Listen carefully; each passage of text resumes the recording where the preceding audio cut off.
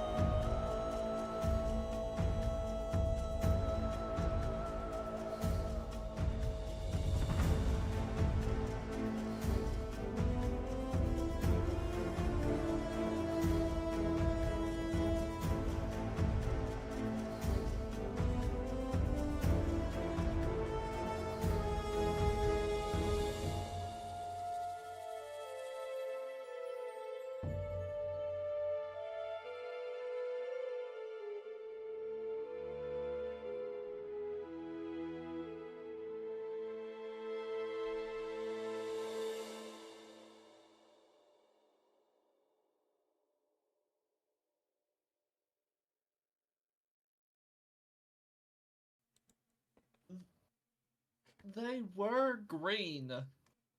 And from what the new Valentine's event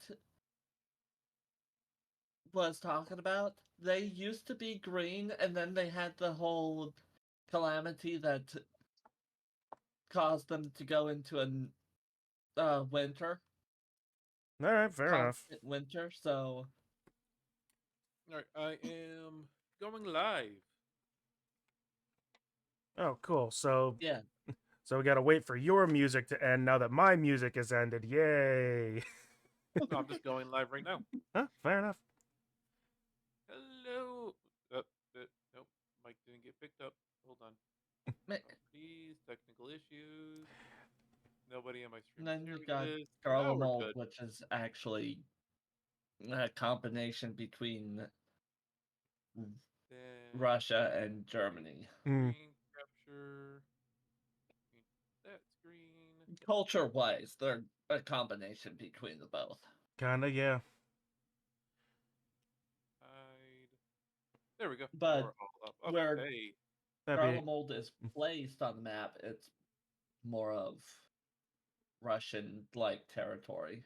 sure. All right. Everybody, welcome back to some Dungeons and Dragons. Although you Back never in would have known that if considering the Final Fantasy XIV talk. they're adjacent, somewhat, kind of. Anyway, Adjacent in the same way that the US and Canada are adjacent.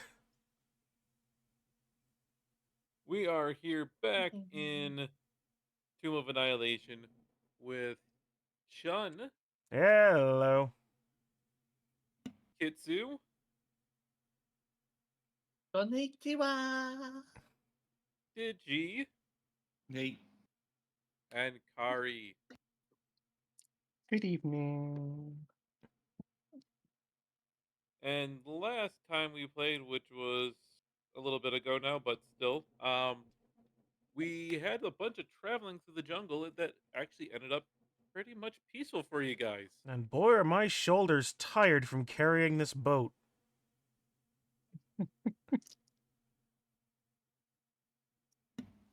We ended with you guys finishing the camp.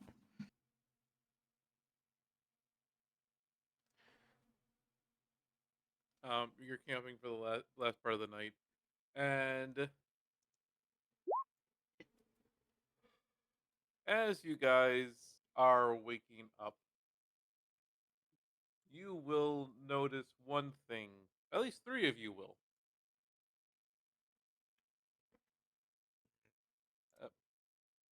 Diggory, Shauna, and Idun.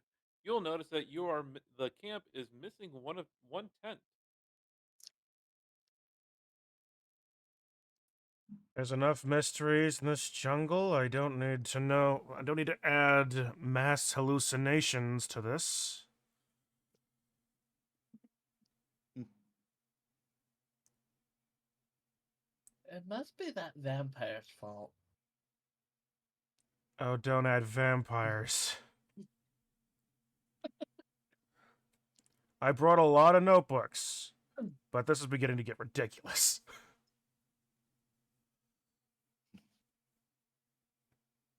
There is no trace of what happened to Cinda. There's no sign of struggle, but it looks like her tent and all of her belongings have vanished from the camp. It's strange to think that the most rational explanation for such a disappearance would be that she fell into a portal to one of the outer planes.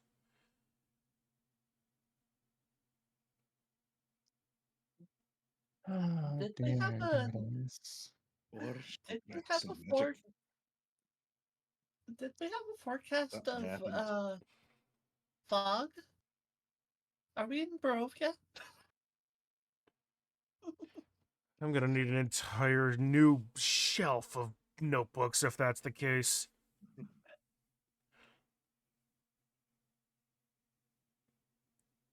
Although, above board, not a character, I have been halfway working on a system to do Soulsborne in D&D.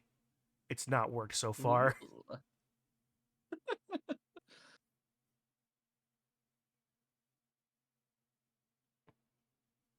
Well, considering the fact that Soulsborne is one of the staples is dying. Oh yeah, I know. But I've also got a table. I also have a table that currently has a fairly high mortality rate by my table's comparisons, and I don't think people like it that much. Fun. I But wonder why. with the rest of the party that's around, what do you guys want to do for now? You get the strange sense that somewhere deep inside that wherever Cinder is, she is safe and she would want you to continue on.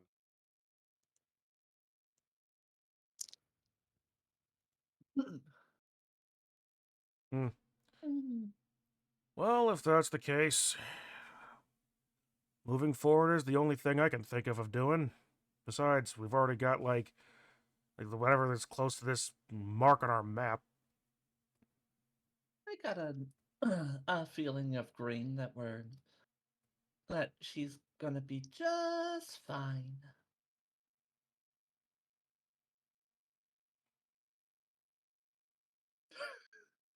All right. So out of the three of you left? Three of you in the camp right now. Who's going to roll your survival check and guide you for the day? I'll do it. Okay. Oh, good. I was just about to. That would be the worst thing we could possibly do. Okay. Well, if you got that roll, it wouldn't be. True, but I didn't.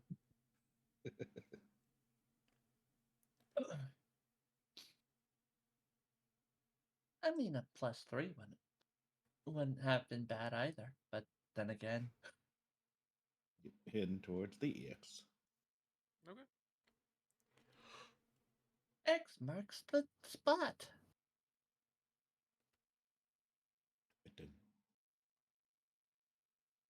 As you're traveling, shortly after your traveling in regard starts, not too long as you are walking down, you will find a very peculiar sight. Hmm. Uh, Tied to a tree in the middle of a clearing seems to be a hill dwarf and what looks to be like a human.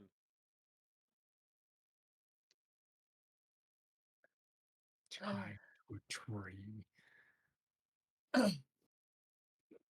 Well, I have a bad feeling about this. I mean, we are in the middle of the undead territory. Perhaps it was. Why Perhaps would they're They left as bait or whatever. Probably not a good idea to leave him to it. through. Don't mind me, Yeah. something in my background just fell. Oh no. It was Mococo. Actually, no, it was my Kren sloth. Pushed by Mococo. That must have been a very slow fall. Yeah, here's the funny thing. Where my Kren sloth was, it very well could have been kicked by Mokoko.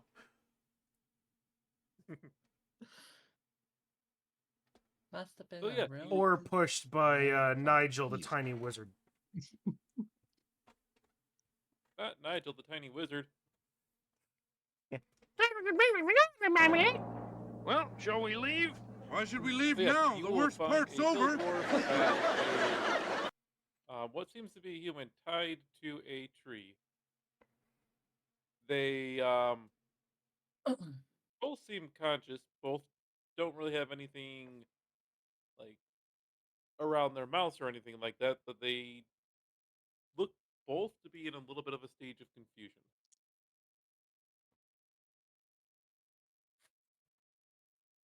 Get some music back on with Well, I don't suppose. Well, I suppose they're not going to untie themselves. I got it. Don't worry, we'll get you 3 and 2 shakes of a dragon's tail.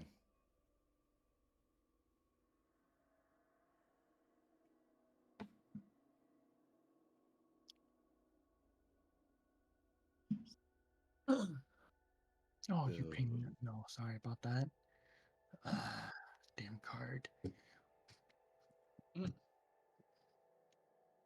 we have roll to untie it or just untie it? nope. You untie it. Actually, doesn't. It seems just tight enough that people would that they wouldn't be able to get out themselves without a little bit of a struggle. But for yourself, you seem to be able to get them untied pretty easily.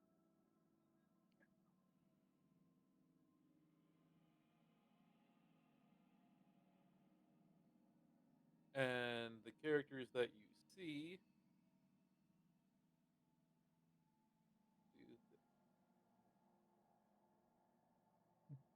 do This kind of feels like a trap.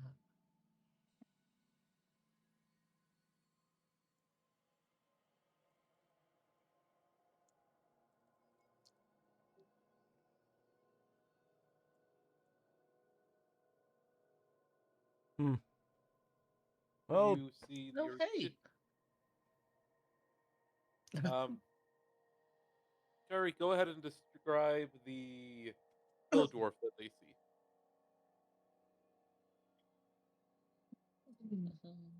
Mhm. Okay.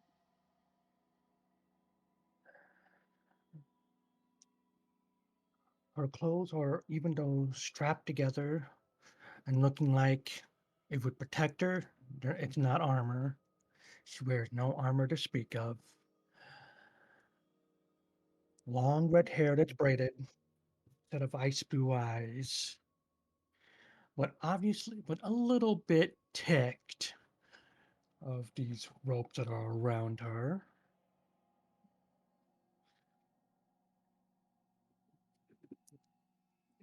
Anything she's trying to look for a way out.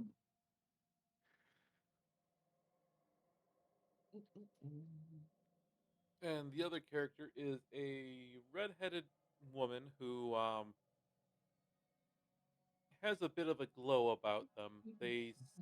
Are wearing some simple clothes with with leather armor that's a little bit more polished, but polished dark, as they struggle against just before you do and lets both of the people out.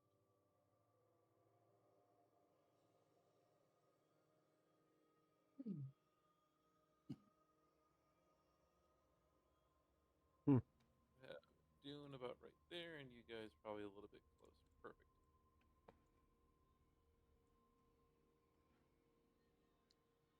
Perfect.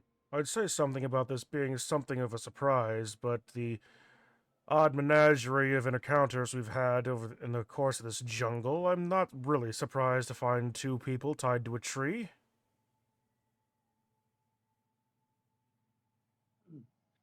What if whoever tied them up would come back to, you know, you usually don't find these things, find stuff like this. Hmm. Unless there was a hunter nearby.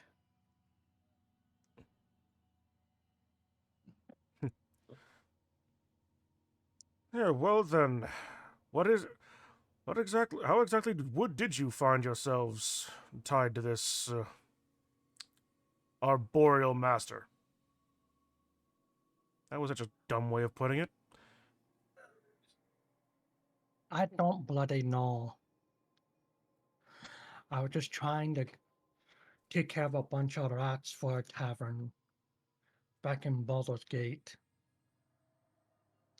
Note to self, do not go drinking at that bar again.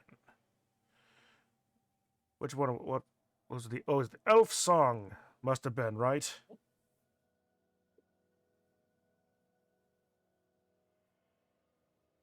If anything, Ah, if, if anything if happens in only, Baldur's Gate, it's usually at the elf song. if only yes, I'd have beef. I wasn't drunk.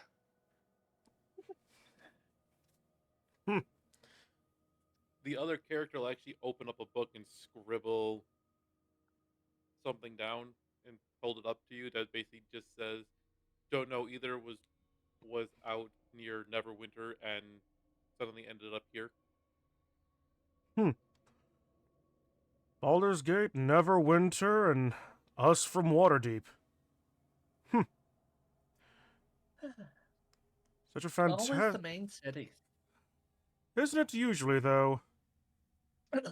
But anyway, yes, so I'm terribly sorry, but where are my manners? Diggory Stack Keeper, Leatherhorn Clan of Waterdeep. Might I have your names?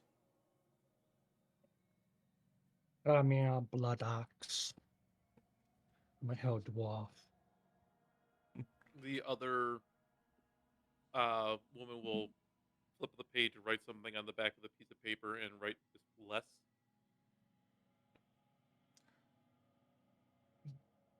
Take it you're not exactly the talkative type. Mute, perhaps? Scribbles something else on the page. It turns around and says, "Gave up her voice to gain powers." Fair enough. Fair enough indeed.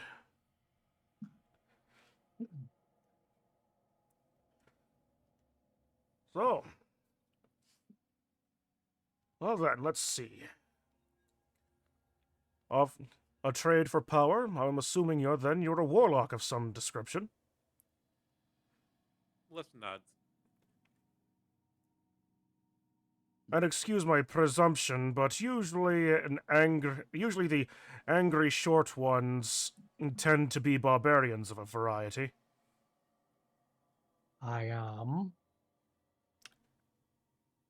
Well then, A And I've nice already- touch of heal. I've already tried to use my rage to get out of these bonds. Been rather difficult, and I'd rather not use it up. indeed, perhaps wise. Although, If everybody would make a perception check, please. Oh, joy.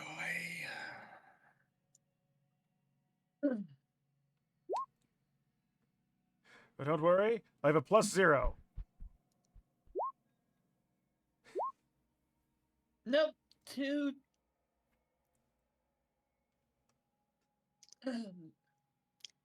Too much into the sides of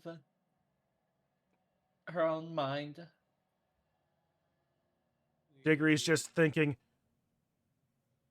in almost any other circumstance, being surrounded by 4 women probably would be a good thing, but not in the jungle.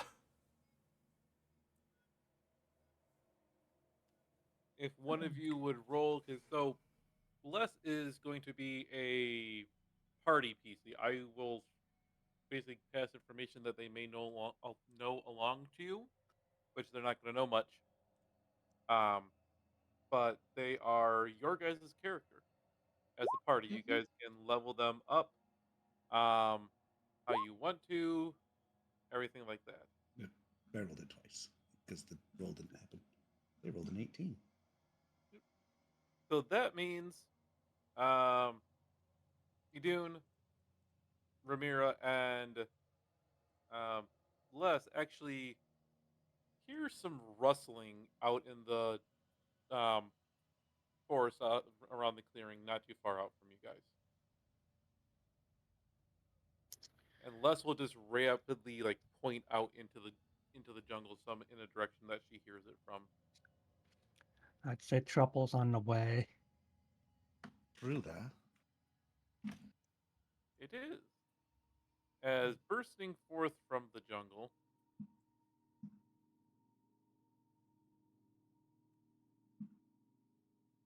are 6 attackers.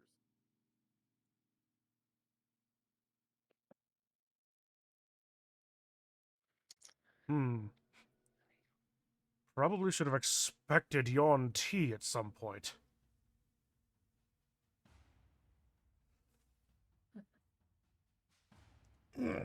All right. Everybody roll initiative.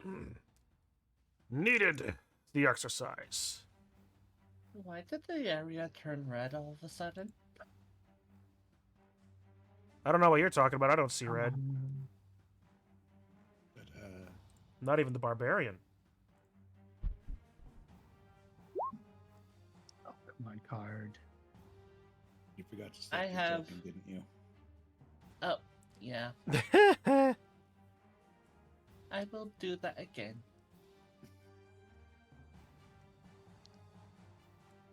Me.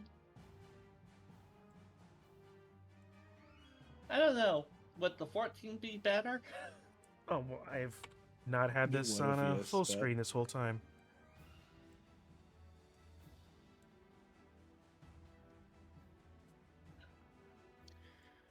Oh my goddess. Why?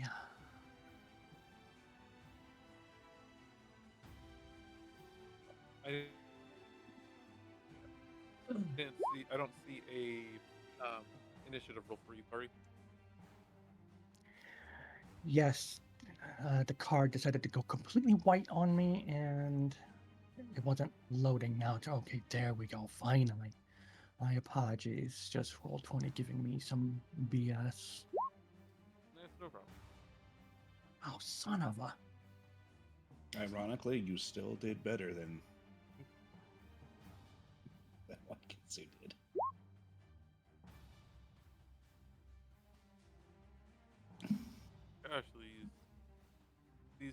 Although I'm rolling you slow. didn't have your token selected, so it didn't go through. So So you can go ahead and re-roll that, select your token, and then roll your initiative.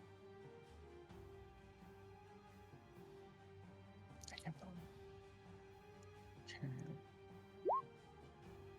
I was literally looking up colors of emotion Did you end up? because Did you end up in the Green Lantern mythos? no, more of Cassia. from Rogue Trader. Okay. She As- uses color to describe everything. That she indeed does. So Kitsu's character being an artist type character, it very much fits. Cassia's a navigator, and she uses paint to control the warp. Cool. Well, she doesn't use it to control the warp. Well, she not uses to it control to the warp, just She uses it to express how she sees the warp. yes. And guide the ship using paint. All right. Well, since you guys were not actually surprised by this, we are in normal initiative. Your warlock friend is up first. I'm actually surprised that I am not last. Well, considering that you rolled a 6, Kitsu rolled a 2, and Two of the Yuan-Ti rolled a 5s. 14 at first. Yeah, so but yeah. You Well, guys yes. should have full control of the token to move her around and should have access to the roll 20 character sheet to make decisions.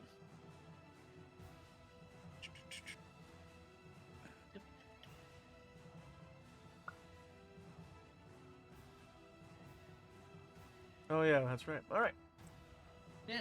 Well, then you it's have control over less. all right. One less character to actually worry about. Actually, it's one more character to worry about. All right, so let's see how. Okay, so the pun didn't hit home. Oh no, it worked, just not in quite the way you wanted it to. All right. Well, since I've got the character sheet open and actually have it set that I can actually show it on the stream, on my side anyway. yep. All right, so first, I guess I will take control of Les for the moment. Yeah. And keeping in mind what goes on, I'm going to move Les over here, more in between, in the middle of everything, using 10 feet of movement. More out of caution than anything as base as fear.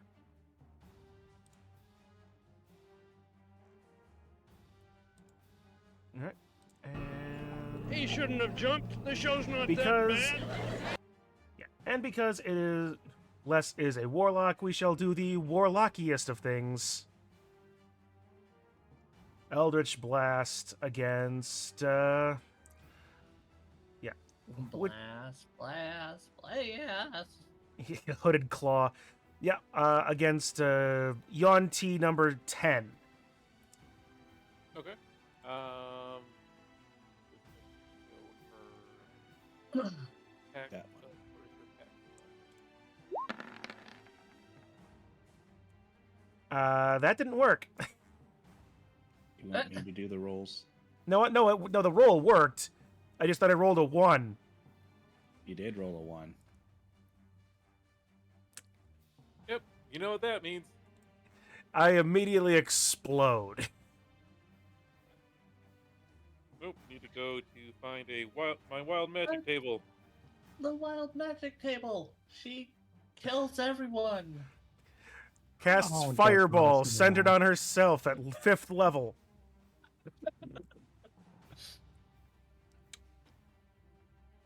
I'm regretting placing her where I did. No, don't regret it. Just embrace it. Exactly. Maybe you should have me do the rolls for her from now on. I now realize television has one major Maybe. advantage over a live Considering stage I've show. rolled an Huh? 18 What's and a that? 21 for On them. television, you can turn Roll off. me a D100. So close to the funny number.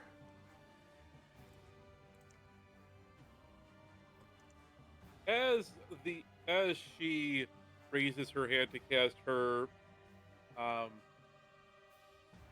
Eldritch Blast, which I do believe actually she gets 2 attacks with right now. Yeah. Oh, well, then the second one will hit.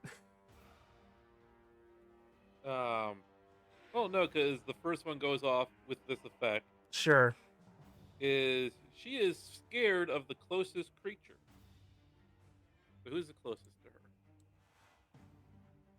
Oh, that would be Kitsu. Well- Kitsu or Ramira. So Roll that randomly.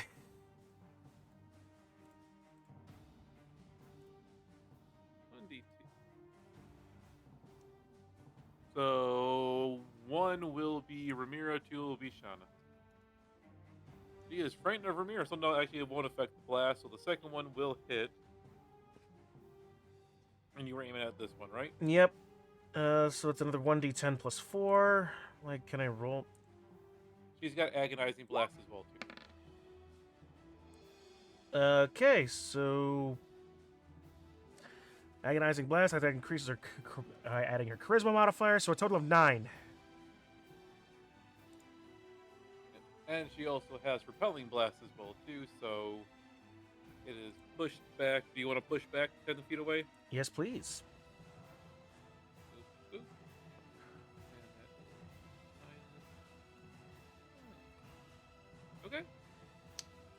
And that's okay. And now she's afraid of the dwarf. Yep, and it is just until the end of their next turn. A worthy use of time. I would All right. literally be afraid of dwarf. Idun, you are up. Sloppy magic.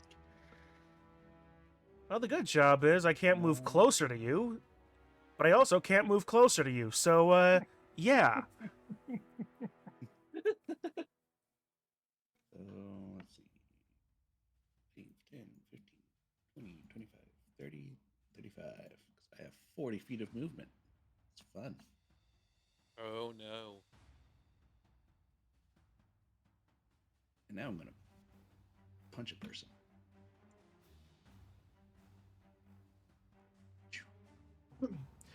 Why do I get the distinct impression that we're all going to be going our own separate ways?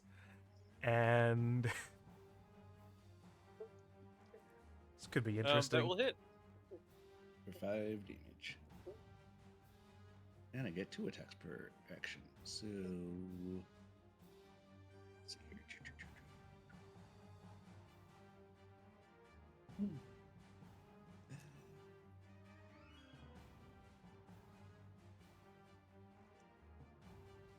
And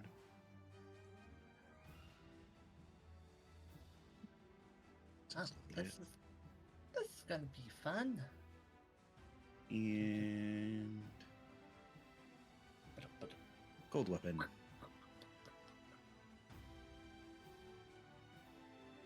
need to make a Constitution save. Yep. No, And if not they bad. succeed it, I think they take half.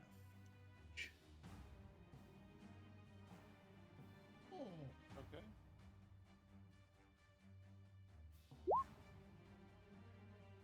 They failed that horribly. Critical failure.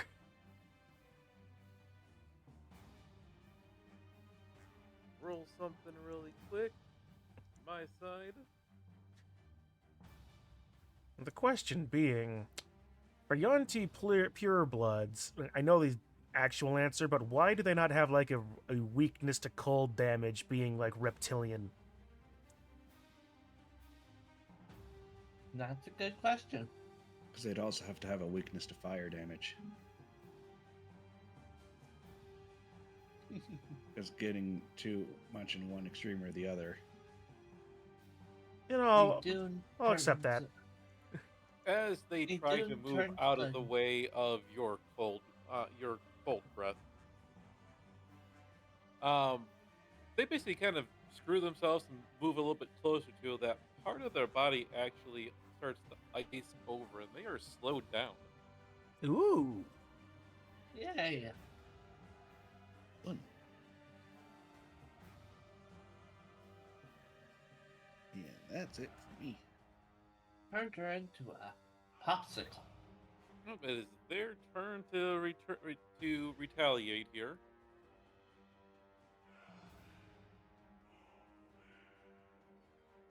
Character sheet.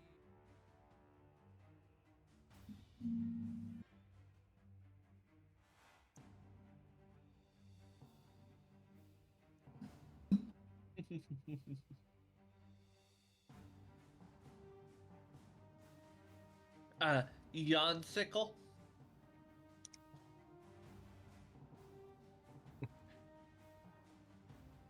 They are going to make their attack. We lost somebody from roll 20. Yes, it's still giving me issues. I was able to bind, but it just. That's okay. We'll just wait. There you are. All right. Look at So you, first, they get 2 attacks. First one against Idun with the scimitar. 12.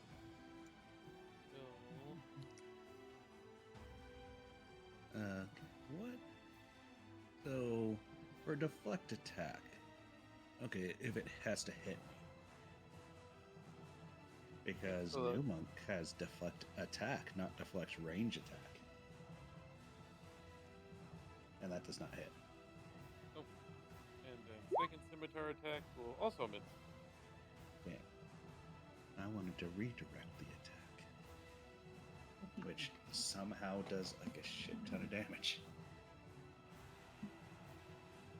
You grab the scimitar and stab it in your neck. So if the second one hit for the 2 damage, if I roll 1d10 plus 9 and then expend a focus point, I can choose a creature you can see within 5 feet of yourself, and the creature must succeed a Dex 13 saving throw, or take 2d8 plus 4 damage of the same type. That is a little crazy. It's like, you almost hit me for 2. Now you're taking. They're going now to move taking right 20. there.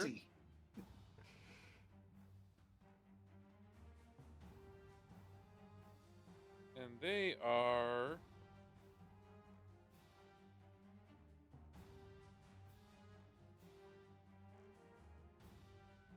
Where is this stuff?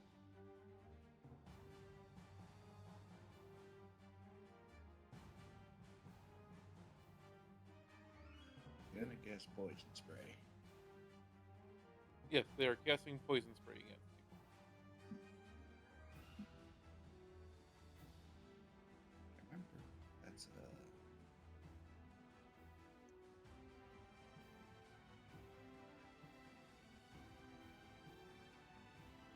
benefit die or DC. I'm pulling it up right now. Trying to remember because I believe poison spray is a DC. Yeah, Probably it is Constitution. a Constitution saving throw. I remember my spells. Well, you also had to deal with it all the last time when Boncal would use it sparingly. True. Yep, Granted, so in they his are defense, yep. they are casting poison spray, so I need a con save from you, Adun.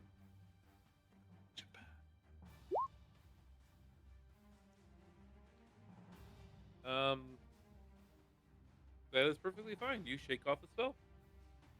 That's that. All right. Next up is this UNT.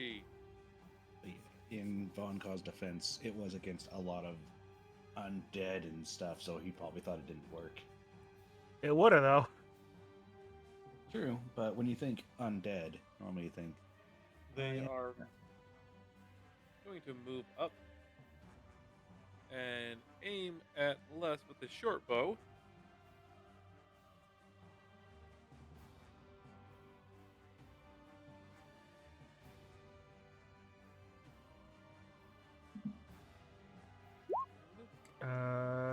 And I've got no reactions. I do. Yeah. Yeah, well, 15 hits.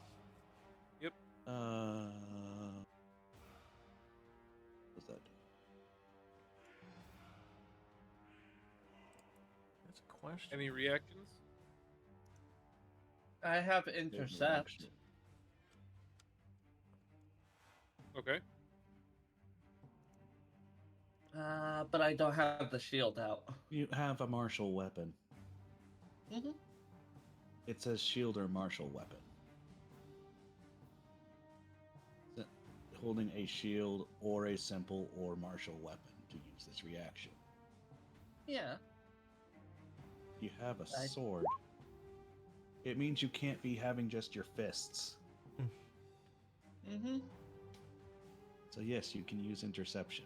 Yes, you can use interception for that one. All right. So damage is reduced by 9 for. So instead of 14, take 5. All right. That's my one. 4, because it would be 13. Oh, yeah. Yeah, 13. I can't do that. Hang on. I'll just do it from here. Oh, is it not letting you adjust the? Yeah, I can't do it from D&D Beyond. So 4. Yep. So I think that's DM only for Okay, Dat.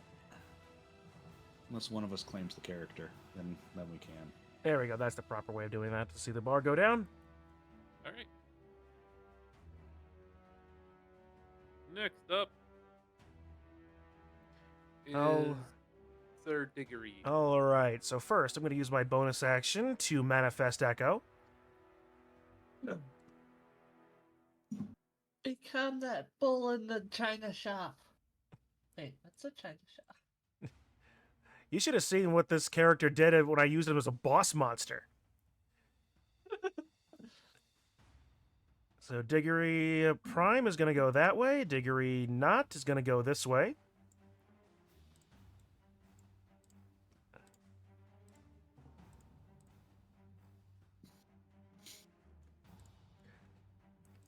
All right. Then I'm going to take 2 shots against the guy the one I'm in front of. Okay. Make sure I'm using the proper buttons. For a 19 to hit. That hits. Cool, I roll a 7. Roll a 1 for the damage. Second attack. Another 19 to hit. That hits. So close to the critical table. Yep. For 11 points. All right. And then I'm going to Unleash Incarnation and take an attack from my Shadow's position.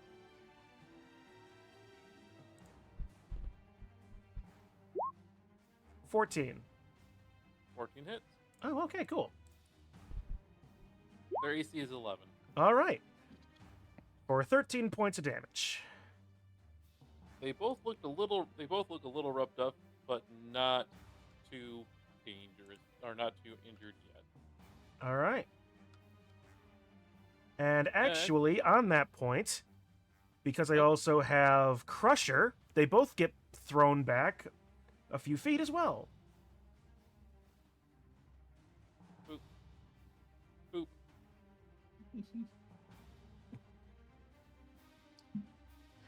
And that'll be my turn. Okay. This UNT is up next, and they are going to step right back up and take a couple swings with their scimitar at your Shadow Clone Jutsu. Okay, armor class 19. Let's see here. First attack, 20. miss. Second attack, also miss. Never underestimate the shadow.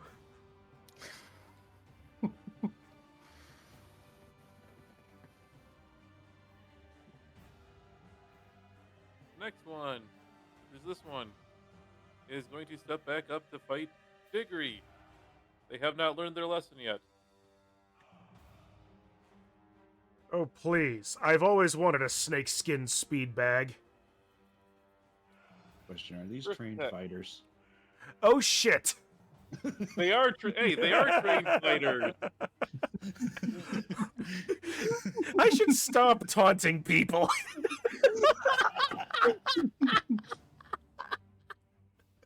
A 37 on the critical table.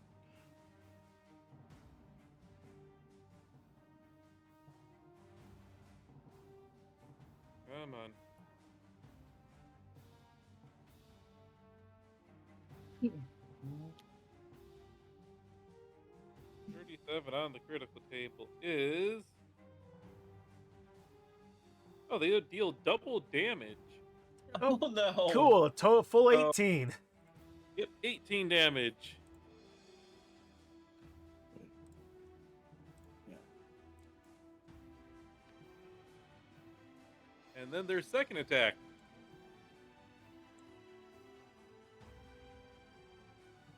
Okay, Dirty cool. one. But only 2.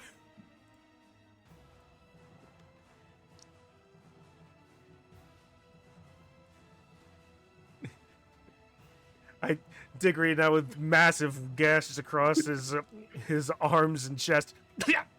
Well, Shadow's still up. And now it is Oh, Ramirez's it's just a turn. flesh wound.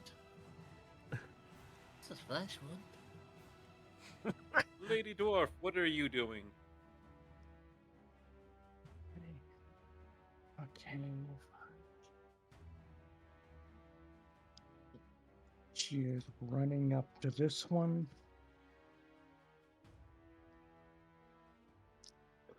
I am entering my rage.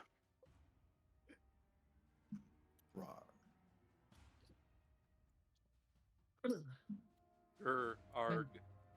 I'm just going to swing my great axe at them. Okay. I could just see it right now. Diggory loses both arms, and he just looks at the Yanti. I still have my legs. You forgot about my horns, did you? Just a one flesh wound. I've had worse. Go ahead, roll your attack. I had worse. Man, I wish I knew the Black Knight bit better than I do. A 9 will miss. Damn. You get a second second attack. Yeah, I got a second attack. 12 will hit. Oh my goddess.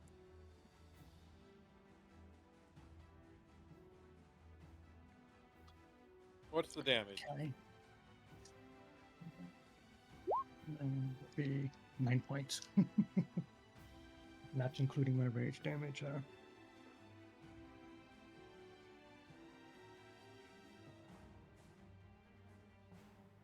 A gash looms out across as you slash with your axe, charging up. The UNT turns to face you, looking at you a little bit concerned that there's an angry, screaming dwarf with an axe in front of them.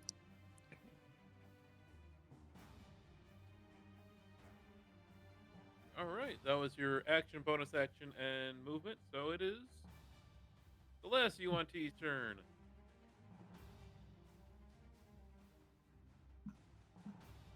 this one is going to come charging down here. Not the direction I thought they'd go. Well, they saw how successful the other one was against you. Clearly. Sure. Oh, the first attack Nope. going to miss. Second attack is also going to miss.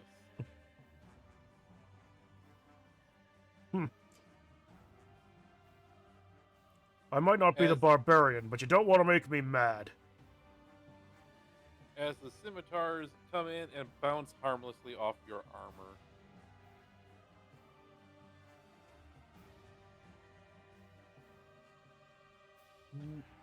Shauna, it is your turn. That is a thought, but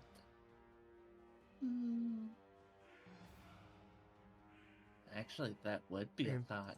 The real fun thing I want to do, I can't do for about 4 levels.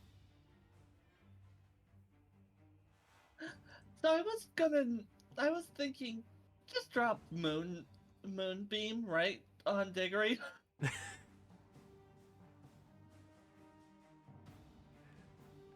That would be funny. That was You'd survive it. It's only 2d10 radiant damage. Every turn. You just have to succeed the Constitution save. Which thankfully I am proficient in.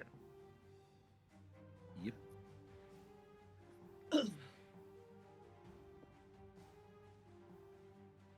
But there's also a Yuan-Ti that's not in combat with anyone.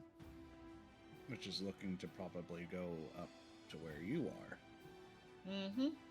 judging by the person that they last fought. Don't mind me. I'm just tanking 3 at once. Technically.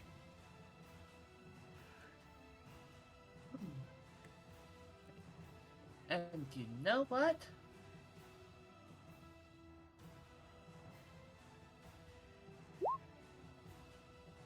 On the one that's charging towards us. Oh no. Moonbeam, okay. Let's Moonbeam. have them roll a. D14. Con save. Yep. A DC of 14. They fail. Take 18 damage.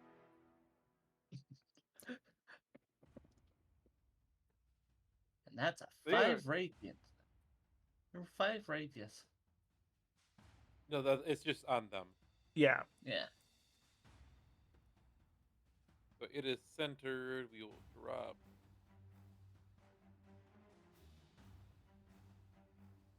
Moonbeam is right there. Because you can move that every turn, if I remember right. Yep. Anything else Yeah, that she you are just doing? pulls out her brush and then the tip turns silver and she just draws a moon in the air.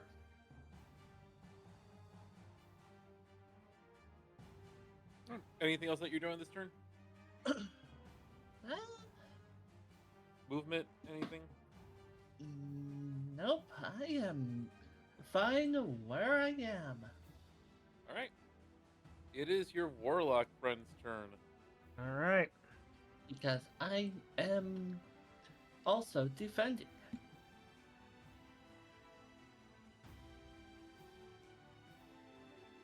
All right. For as fast as I am on Diggory's turn, I still need to refamiliarize myself with all of Les's stuff. What shall we do? We can sword burst, but that's on self. Yeah. Oh, unfortunately, I don't have anything that is... Well, actually, wait a minute. We could cloud of daggers. have both Moonbeam and Cloud of Daggers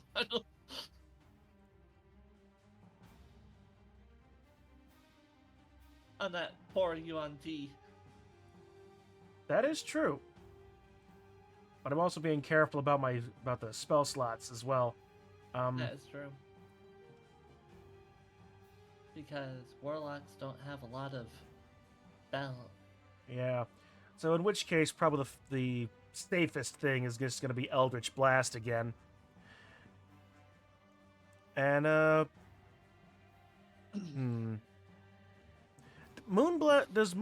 does Moonbeam's damage start at the beginning of someone's turn or at the end of it, or just if they No. enter it?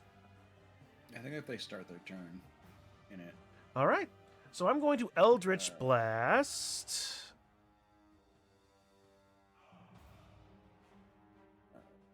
I'm going to Eldritch Blast Yonti number 4. No, it's end their turn, but Yeah, it's end. but Okay. it also takes effect when it moves into their area.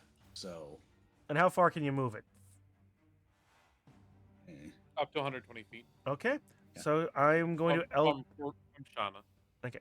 I'm going to Eldritch Blast Yonti number 4. Moving from which side? This one right here? Number 4. The one just above Prime Diggory. Okay.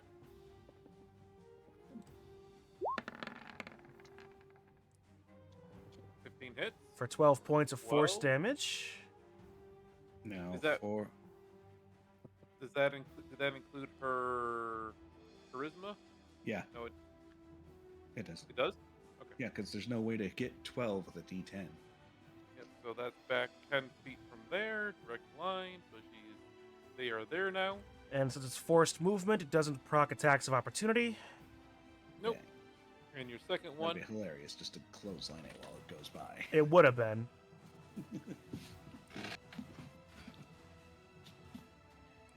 second blast.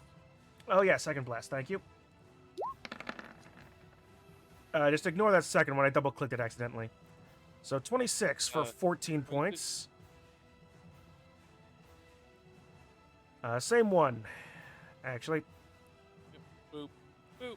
They are way pushed back.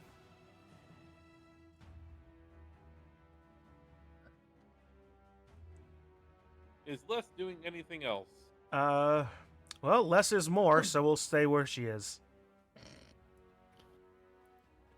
You Alright. named her, Dehedro. You should, and you know my propensity for wordplay. You walked Yeah. into all of this. I know I did. Les, the warlock that can summon stuff to have more. If only if Find Familiar would have been more useful in this case. Alright. Idun, you're up.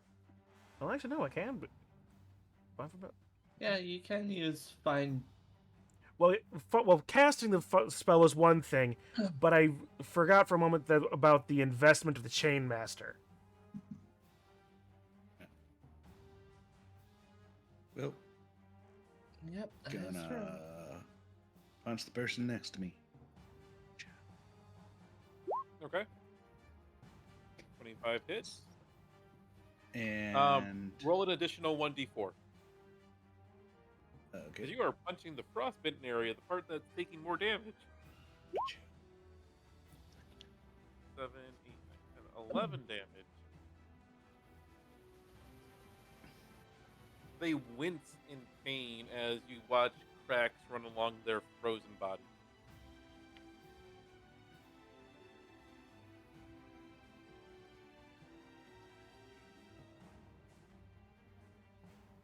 So I'm also going to be expending a focus point to have it be a stunning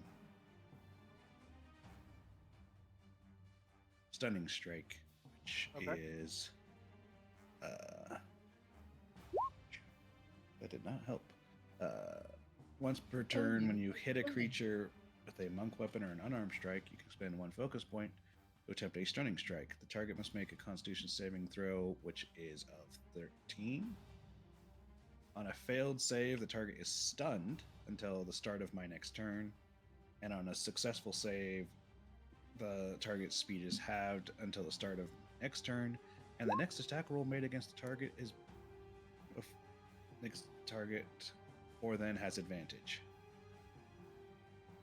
They have a they rolled an 18. I'm guessing beats your DC. Yeah, it's 13. So they are just half movement. Half movement, and the next attack roll against them has advantage. I will put the frost is wearing off this turn for them. We'll just put a little red there so you know that you have advantage against them. And Anything else? gonna punch him again. All right, punch away. Get it, so it's gonna hold advantage. So I'm gonna do another 20 in here for the advantage. Because you never know. All right, So 21 hits. for- Well. Yep. Oh no, plus the extra D4 because the frost hasn't worn off of them yet. Yep. And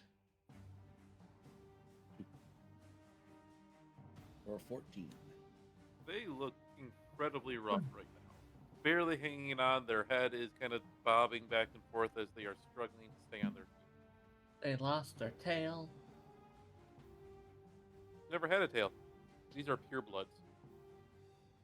Yeah, we're You know not that dealing you- with anathemas just yet. And Lord So help you us if guys- we have to deal with a Yuan-Ti anathema. You guys can just basically, they look almost human, except for snake-like features on their face. The occasional These are the- scale on their skin. These are the infiltrators. Alright, well, this one is going to try to return the favor against Idun here. With 2 more scimitar attacks. Missing the first. Oh, Christ. Let's see what happens with their critical fail. 99! 99. Uh-oh! Your They weapon land on their breaks. stone. They land So on their they sword. bring their scimitar up to attack Idun. And Idun just deftly kind of smacks the blade to deflect it away, but in that you find the one area that this scimitar was not well built, and smack it, and you just hear tink as the metal breaks and the blade flips harmlessly off into the forest, into the jungle.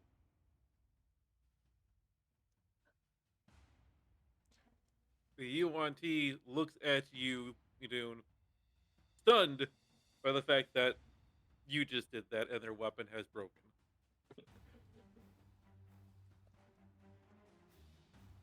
You hear Diggory out in the background, just yelling out to them. Should have bought the dwarven-made weapon! The color is leaving their face. They know that they just effed up. It was So at the one against Ramira. this going to moment be he knew. He fucked up. Sorry, go Your on. AC is 17, so they are attacking you, Ramiro, with their scimitar. So first attack misses. Second attack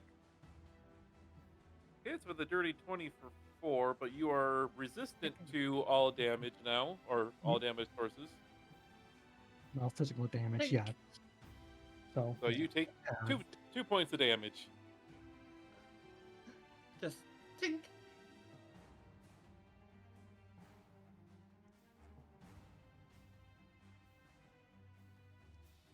And that is their turn. It burns. It burns. This one will be intelligent enough to move out of the moonbeam, take a couple of steps over this way, and will actually shoot their bow at Shauna. Your AC is 15. Character sheet. One bow shot. Nope. You just barely miss. You should have. What kind of shot was that? They have 2 attack actions, don't they? 2 melee attacks. Okay. It specifically calls out melee attack. Okay. Alright. I was like, don't pull a diggery and taunt them and then just get nailed by it. Yeah. Victory, you're up. All right. Got a very specific order of operations for this one. First and foremost, I am going to unleash Incarnation first. Okay. Off the top ropes. It's Diggory with a steel chair. He is his own steel chair. 14 hits. For 12 points of bludgeoning damage. Straight to the face of this Yuan Ti, pushing it back 5 feet.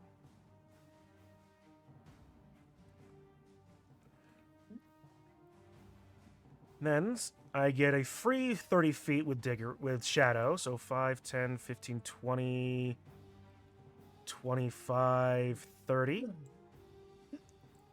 Okay. Diggory Prime is now going to take 2 attacks against the guy in front.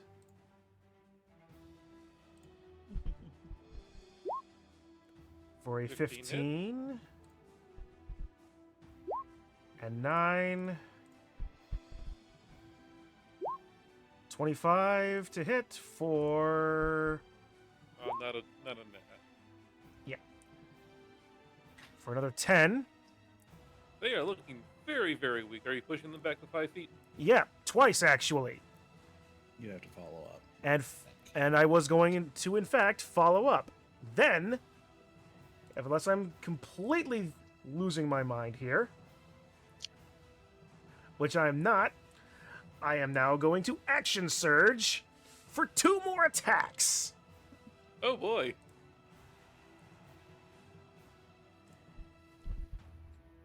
You hear in the 11. distance, bye, 11 Diggory. hits. See you next month. For another 12, pushing the 1 Yuan Ti back another 5 feet. Stepping And it forward. drops.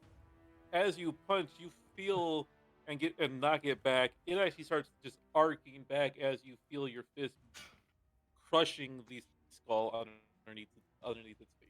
Utilizing that leftover momentum, I throw the second punch straight into this other Yuan Ti's jaw.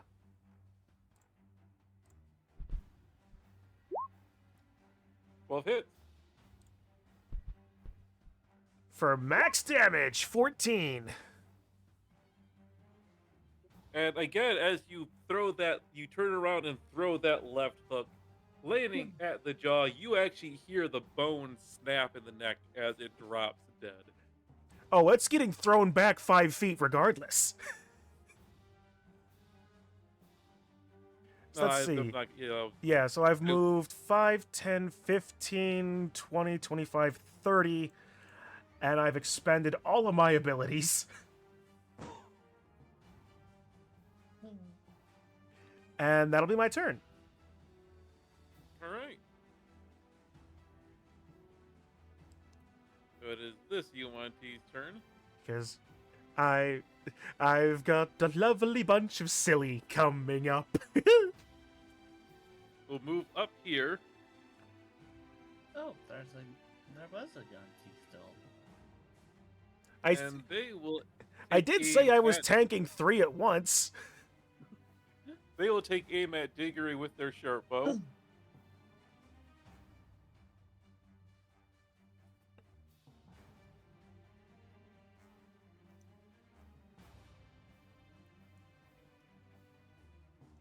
I see the arrow coming and knock it out of the air with my horns. It will then take an extra couple of steps over this way to get it back up as as all of the UNT seem to be very realizing that this fight has turned very much against them. This UNT is dead. Ramira, your turn. Alrighty then. I am going to use my reckless attack. Both my attacks here will be having advantage, but until the start of my next turn, all other incoming sources of damage have advantage as well. All right. All right.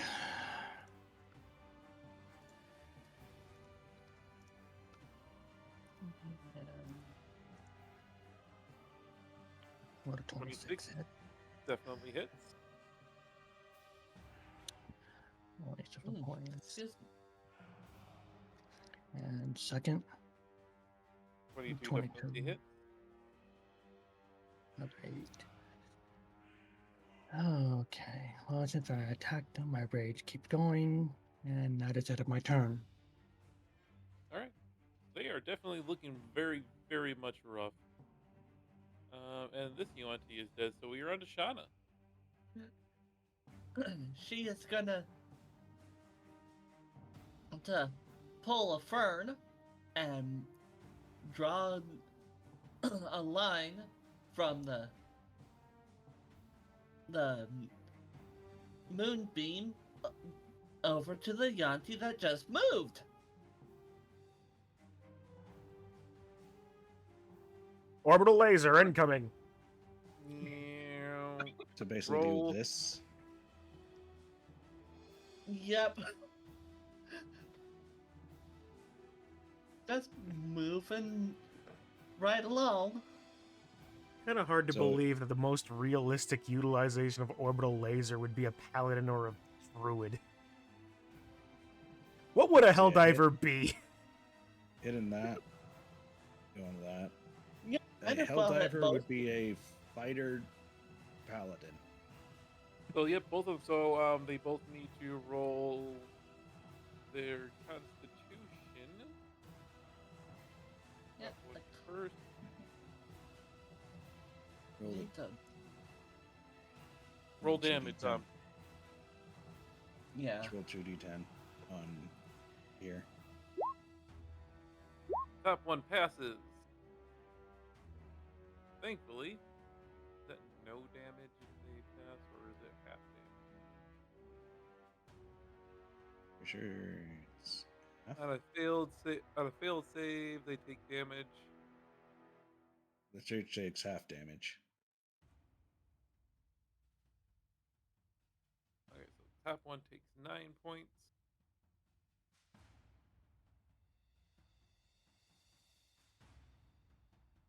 This one. Okay, good. You can't do the evil thing of doing this.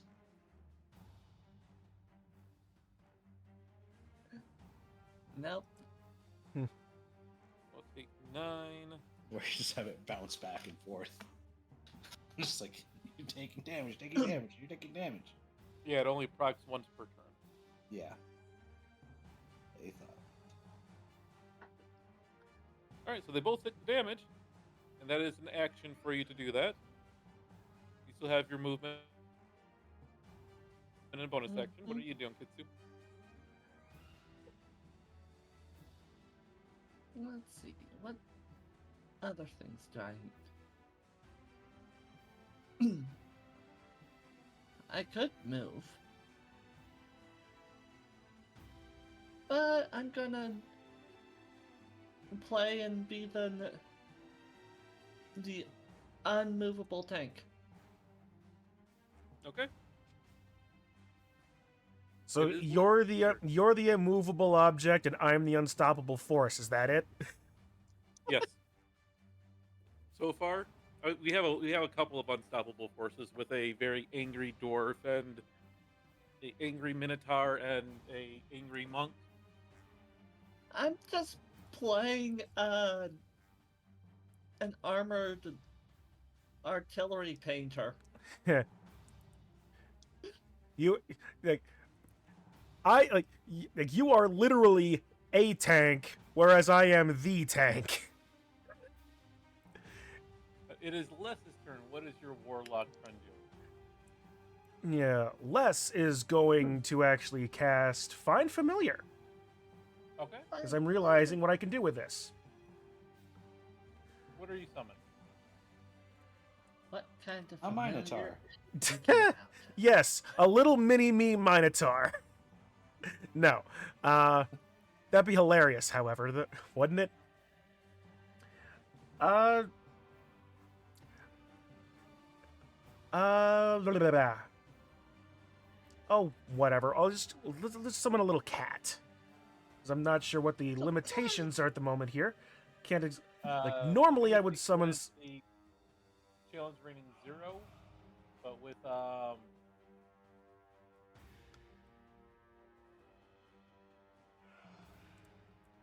You with could text summon an change, octopus. you could do Oh. a imp if you wanted to. Oh, okay. What I was actually. All right, you know what? Actually, no. I'll take a raven then. Take a raven. Yep. It's like anytime I use like Find Familiar, I usually try to aim for something with a fly speed baseline. So Don't forget they have their special stuff. right. 1 second. I'm just gonna. A little There. We have our. Wyvern Darken Drake. We have that. Dang. You could not summon the Fey War Corgi. Nope. A Fey War Corgi. I mean, Oh, really? Out of all of these tokens, I don't have a freaking raven. well, I just drew one, so I mean, it has 1 HP and all the other stats, but yeah. sure. Anywho, so yeah, and then I'm gonna use a. So that was my attack action. Then as a bonus action, I command the Raven to attack, and I'm going to fly over here in doing so, and attack that Yuan-Ti. Okay. 5. Wait, wouldn't the Fey Is it War Corgi be considered Fey? Features and traits, investment. So it takes an attack action, so I'm not sure what the Raven stat sheet would be. I'm looking it up right now. They have a +4 to hit on their beat. All right. That will hit. What do you mean that'll hit? I rolled a 1! Oh. So that is roll a 1d100. A 46. The only thing that hit is my pride. Oh, the bird falls prone. It can't drop its beak. So it falls prone.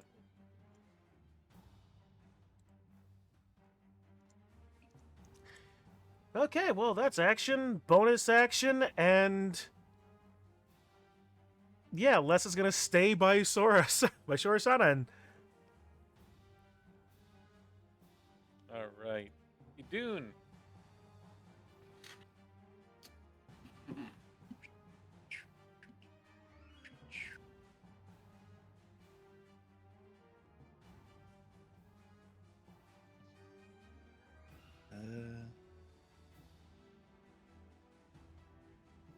Gonna use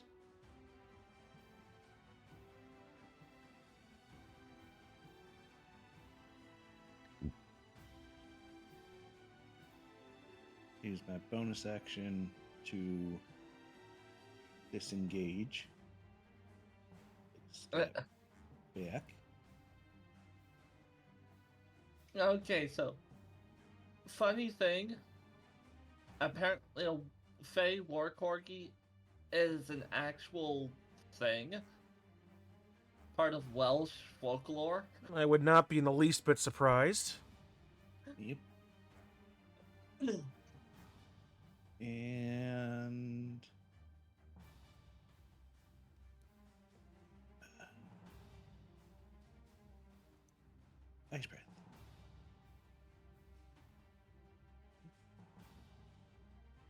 which is a 15-foot cone.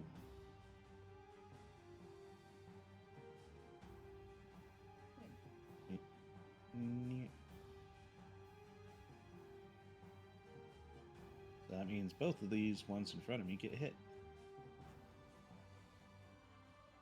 Should be. Well, utilizing a 45-degree angle cone, looks like you can only hit one of them.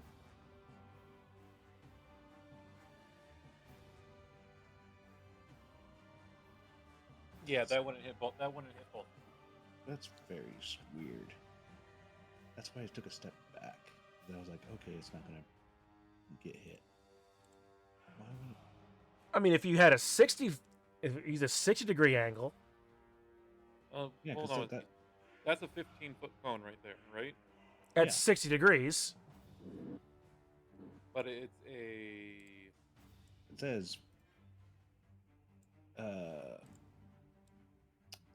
that And the cone at the maximum part is it is 15 foot wide at the maximum.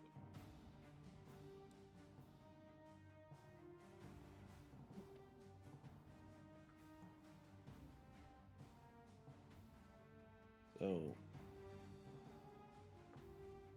It's three squares. well, But okay. all right, so like a 60-degree cone, Okay, so rounded.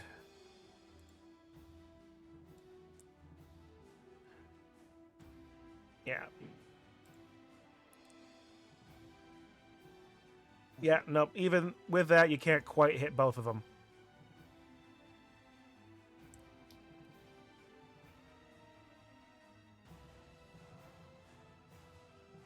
I thought I would be able to hit. I mean, we're trying.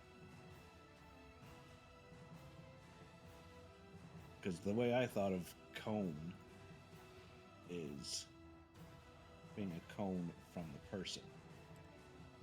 Yeah, it's one square in front of you, and then the next one would go out to basically 2, and then since you have a 15, it goes out to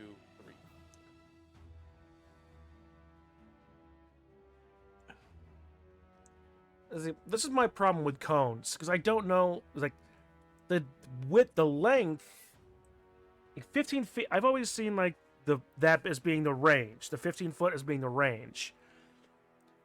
But as far as, like, but between the difference between, like, a cone and a line, especially for, like, a dragon breath attack, like, how wide is that cone at the end of it? It's like, that's ultimately for the DM to decide. But looking at the measurement tools, we have 40, 60, and 90 degrees. And what I'm looking at right now, at a 15-foot range, 90-degree cone, Idun can hit both of them just. But when you start throwing down like a 45, you can't. You only hit one. So this is the part what I've never understood about cones. Hold on one second.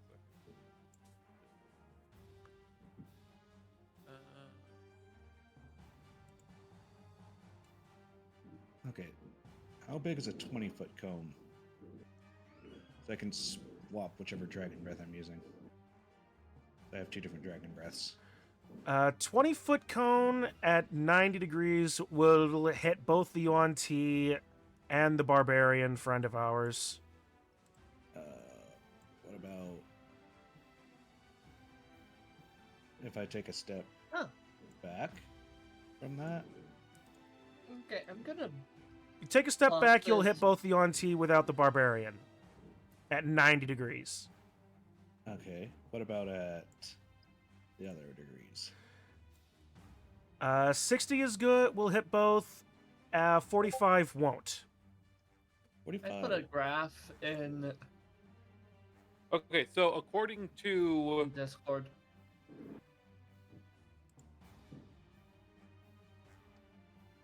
all of this stuff, you're a 15-foot cone.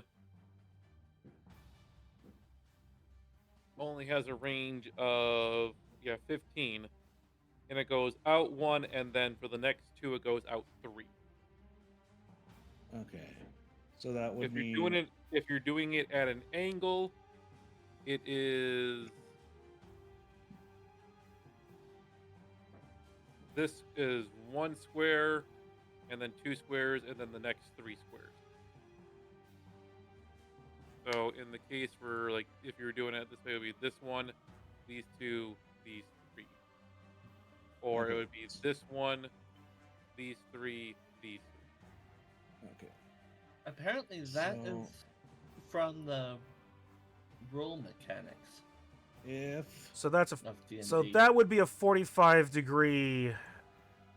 okay, so if Yeah. I took a step back instead and used the other dragon breath, which is a 20-foot cone, that would be a 1. Then so it's The cones for the cones here are pretty accurate to that one. So if you did a cone from here and it was 20 foot, that would hit both of them. okay. So then yes, that's actually what I would do. Which it same DC, just need to do Alright. different damage because it's 2d8 instead. What type Okay. of damage is it? I'm just gonna keep the same in cold as icy dragon. All right, make a note of it. We're working on 60-degree angles. Got it. All right, so they need to beat a 13. Same thing. Same DC. Except it's Dex now instead of Con. Okay. Hey, they're good at deck. Yeah. Watch as they fail now. I mean, saying they're good is insane, but Yeah. fails. 12. That one is dead. As it turns to pure ice and drops to the ground. This one. Uh-oh.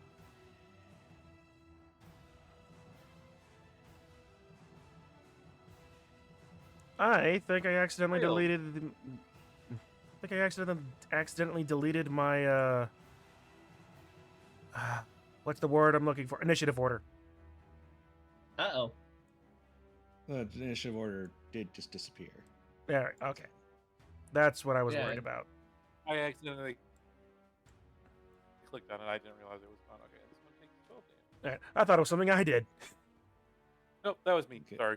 All right. So that All good. was 10 feet back.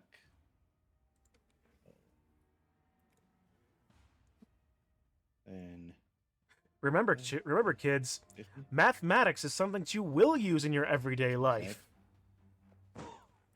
And now I'm gonna punch this Perfect one in the timing. back of the head because I have 2 attacks per action. Okay. Ka-chow. We got 2 monks. 2 Well, monkeys. Well, one monk and one pugilist. It's very That's different. A 11 hits. For And this 6. one will drop dead as you bonk it in the back of the head. Just backhand. Like you're knocking on the door. That one's dead. That one's dead. This one here. Still alive, realizing that stuff's going very bad, but doesn't want to leave, at least for some reason, is going to aim at Shauna and shoot with the bow again.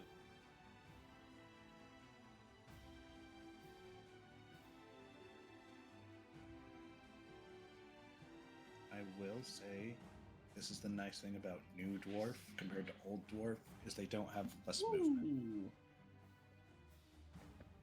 That will hit Just Or- squeaks by. for 12 points of damage. For 12? Yes. Yeah, Yeah. 3 piercing and 9 poison. Oh no! I don't know if I want to use that reaction. But I don't think I have a reaction. I have the ability to do another reaction. Did you use at your the reaction since the start of the last turn? Interception. That was at the very beginning. And it has to hit another creature. Mm-hmm. So it can't be yourself. So interception works to defend someone else. Which is why Les has stayed where she is.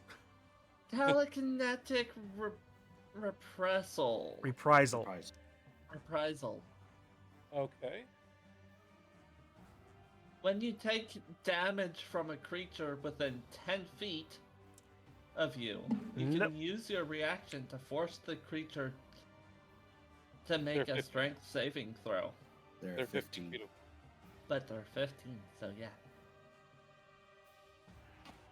Almost. 15, 20, 25, 30, 39. And they, after they shoot you and you take 12 points, they are going to actually move back. It's a fighting retreat. 40, 45, 50. Speaking of fighting. Diggory, your turn. 19. 1, 2, 3, 4, 5, 6. And then Diggory is going to take the dash action. You go The 1, 2, dash 3, 4, 5, 6. 1, 2, 3, 4, 5. And because of my Hammering Horns ability. Nope, that's the wrong window. No, not Hammering Horns. Goring Rush. Oh no. I get to use a melee attack with my horns as a bonus action. Roll it.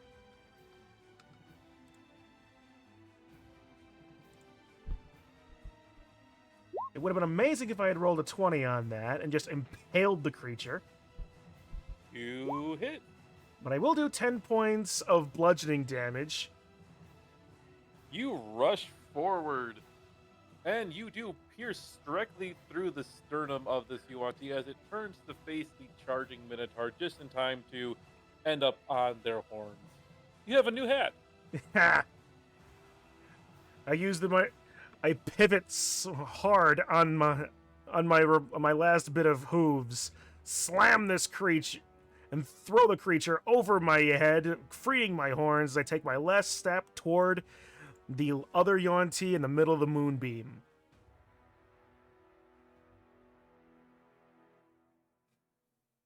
I was like, that's 3. Oh, this Yuan-Ti is definitely not feeling it right now. It is not Mr. feeling it, Krabs? Mr. Crab. We've been watching far too much Krendor. Oh hey, Diggory has a shish kebab. This one is going to turn to Diggory, aim its bow at them, and fire.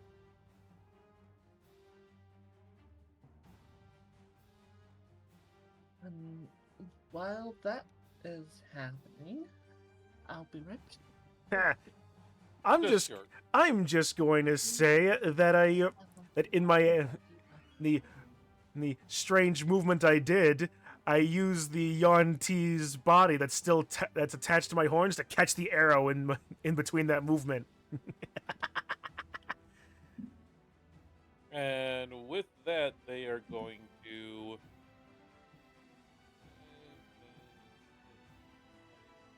30, 35.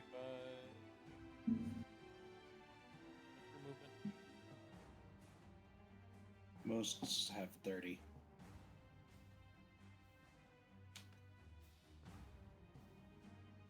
They're right there. Okay. And that is their turn. Ramira, you're up. Oh, please. Just everyone pass their turn back to me. I've got a cool thing I can do. Oh, Kitsu can still move the moonbeam. Sure. Yeah, you're the only one that's close enough. I'm not even gonna bother. I'm gonna rest here for my turn. I'm not gonna do anything. You do have hand axes. That's also a remarkably long throw. I'm still on Yeah, cones. Well, you have movement. True, but the ability with the hand axe, what I can do with it, is only gonna count for me, I think.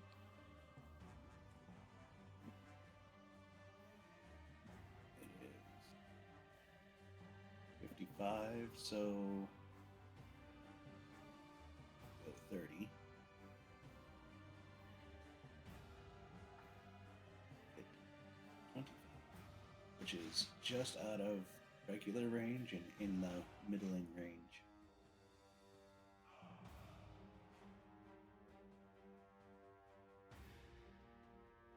What do you want to do?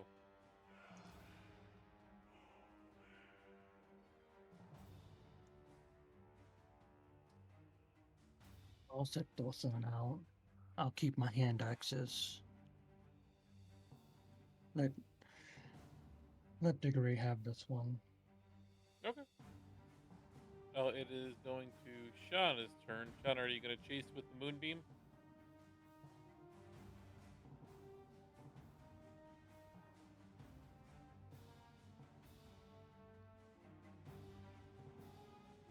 Kitsu? Hello? Did we lose her? I think that Roll call. Who's not dead? Sound off.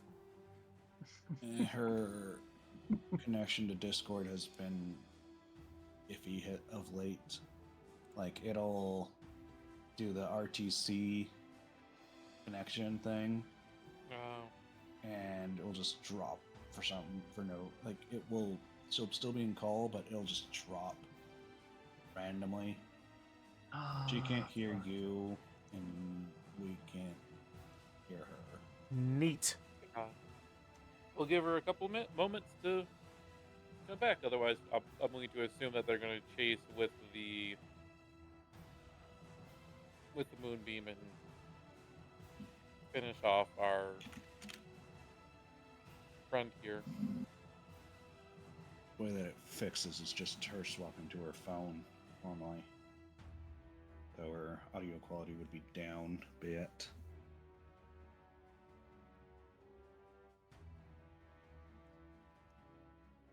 That does remind me I should try testing how well my phone can stream Twitch in case I ever want to do anything from the game store. The way that I think would be best to do that is to Sorry. just painting or something. The Sure. combat would be over by the time that I came back. Nope. Oh, she you just got- stepped away. Hello. It's your turn. Do you want to chase after with the moonbeam? Yep, Burrinos.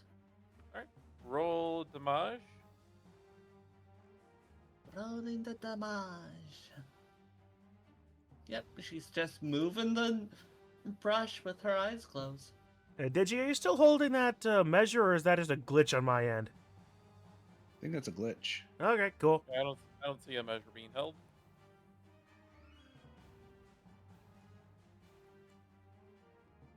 Okay, they can't survive this even if they pass the test. They're dead. Oh, but I was gonna go 40 feet and then blast them with a different type of breath. I can teleport between myself and my shadow. Yes. So but this is the first combat I've gotten into with this character, and I wanted to try it all the fun things. Oh, sure. and with that, the area falls relatively silent. The UNT lay dead, all scattered around.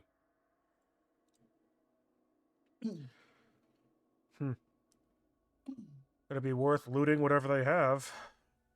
I mean, scimitars and short bows. Ever thought of seeing I'm seeing a battlefield from up top. It's wonderful. Elevated sight.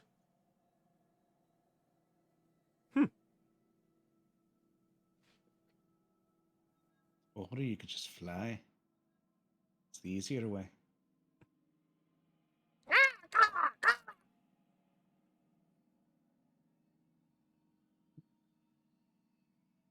I need to get our token for the Raven now. Do I have any? Continue on with. Are you guys looting the bodies? May as well. Yes. Okay. You will get 5 scimitars if you choose to take them. 6 short bows.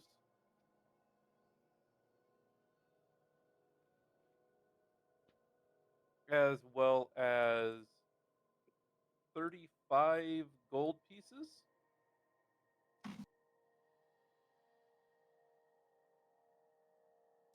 And I need a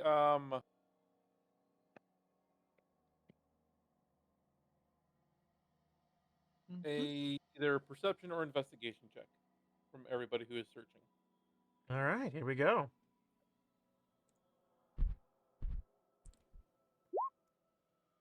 $23. Oh, yeah.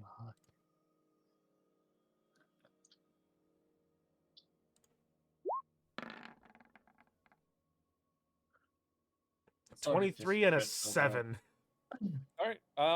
For only person who actually finds this is Diggory. Diggory, on one of the bodies, one of the ones that you broke over here, you will find 2 things. You will find a small, a letter written in Draconic. Hmm. Ooh, draconic.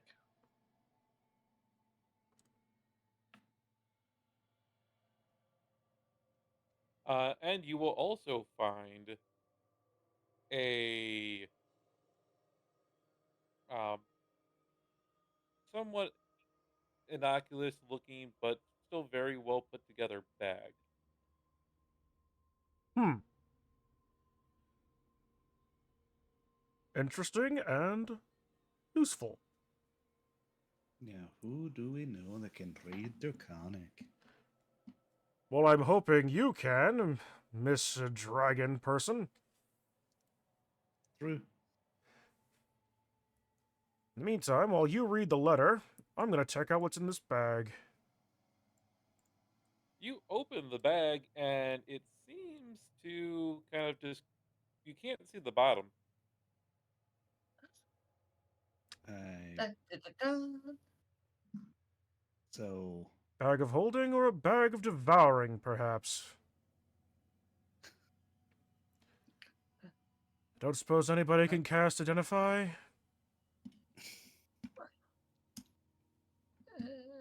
nope. Les shakes her So- head because I've read her spell list. Remember one of the things for a Dune? Not specifically, I guess. She's mostly illiterate. She doesn't know how to actually read proper things. She can read signs and knows how numbers work. And just like in time. But actually straight up reading something, she's not gonna do it. I will send you, Digi, the message that you read as your character who can't really read. Yeah. So Hang on. she's just straight Oh, up can't wait. read it. Oh, wait. Oh, fuck. Oh, fuck. You know what? Very clever, Dehedro. Very clever. Les can read Draconic, but can't speak. But she can write it. Well, she'll Well, have to she can't. Well, she translate. can write, but also actually, no. Wait a minute. Perfect. Actually, here it is. Awakened mind. Les can read it and then communicate with another creature within 4 miles that mentally share a language. Oh. Um. So Les is just going to come over here, look at this, and connect Awakened Mind to Idun, reading what's on the letter over her shoulder. I mean, she also didn't know it's common. So she could actually just tell someone who's definitely probably going to be more competent as the person that's looking at the letter of the language they understand and not understanding it. Well, I don't want to be the only person that speaks in this party. Well, the person that she was standing next to the entire fight probably also would understand. It would be the person that she thinks is competent. Also I true. will just read out what the letter says, so you guys have it Ultimately, for because of the abilities and their interactions, we find out what the letter is. So let's just Yes. So yeah, the letter basically says that to all UNT, make sure that you find any prisoners and bring them back alive to the Fane. n- More sacrifices mean more power for us. And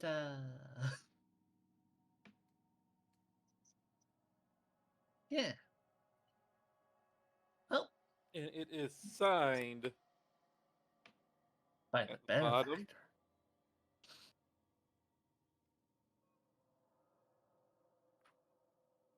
by Rashni. Rasnsi. Rashni. From the Knights who say knee? Just kidding. Now, aren't you glad we did not pick the cleric? Because you would have been so up a creek without a battle here. Because spell at that the name same again. time, I do this with all RAS space NSI. All right, got it.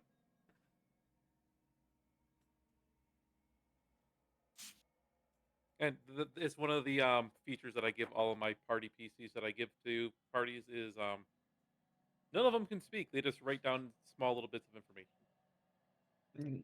Not gonna lie, that's a pretty clever way of working around that. From the Knights who say knee. Because I don't like giving DM PCs where I just control them and give all the information. So you guys get to have the fun. I can pass along little hints that they might know that which isn't really much ever, but yeah. And that also encourages me not to change one of these Eldritch Invocations to Voice of the Chainmaster. Meh. True. Also true. Anyway. Anything else you want to do before continuing on here?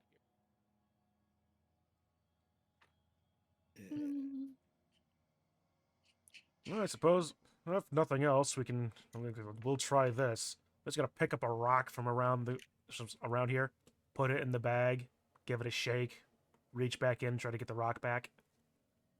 You can feel after digging around for a little bit in there, you do find the rock. Okay, not a bag of devouring. Good to know. What's in here? I'm just gonna Mary Poppins my way all the way down to my shoulder if need be to get something out of here. Oh boy. I mean, I could You- give the. Go on. You feel something small and wooden in your hand.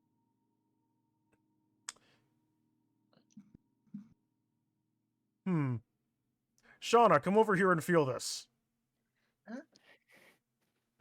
Never Okay. mind. I'm just gonna pull it out. You pull out a small hand carved little symbol of a snake.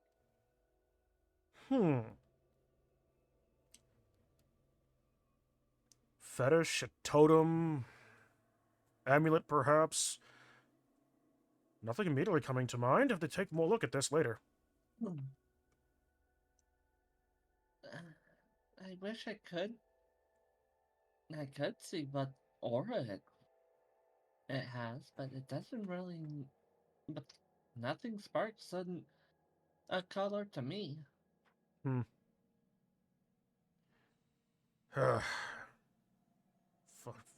Gonna have to dig out that old magical primer I still carry around. I may be a paladin, but I kinda did not pay much attention to what my parents taught me. Definitely gonna have to see if I can find some actual some actual training in this regard too. Not sure how far I'll be able to get with what few instruction books I have, such as they are. Right. I also don't think that Sora doesn't know either. They kinda did not want to share a lot of information. Well then. Now, I don't know about the rest of you, but I'm bleeding like a lot. We should You're Oh. fine. Oh, right. Bleeding, yes. Just pulls out her brush and just starts uh uses 10 points of lay on brush. Well, thank you, Thank you, Shauna. Not quite what I was necessarily meaning. I will take it gladly, and thank you. I was really more talking about maybe camping but we can still press on, especially with that.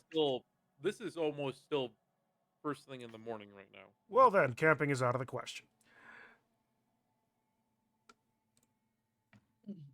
Oh, so we can. Yep. So. I might as well travel with you till I can find a way back home to Baldur's Gate.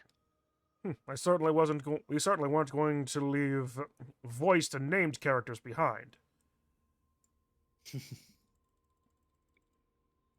Besides, there's a ruin of some variety very nearby we probably should be getting to. If nothing else, it can be utilized as shelter.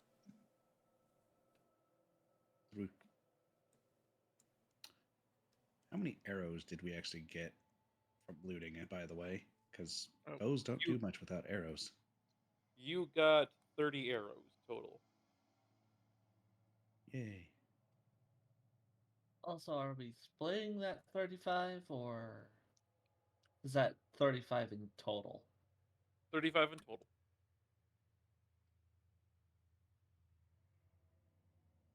I'm just going to add a bag of holding to my inventory.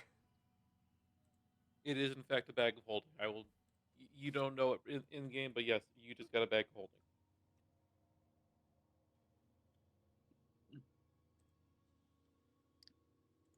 Would you want this bag? I'm sure that it would be useful somehow. I mean, we could give it to the Shadow.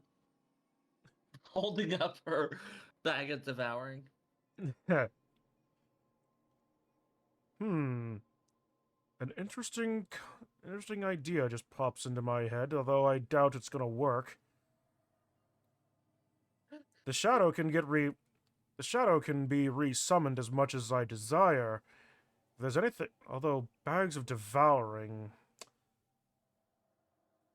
anything is usually irretrievable. And it could be worth trying if I could get my shadow to actually inside the bag itself, but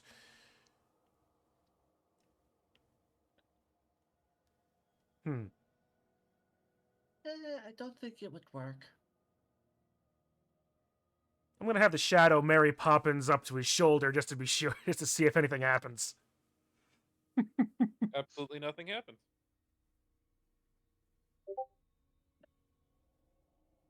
Can I Mary Poppins any more of him into the bag? He can fit almost all the way in. Nothing happens. I'm just imagining I'm now just holding my shadow's ankles in the bag over the bag. Is like, all right, let's see if we can fish anything out of here.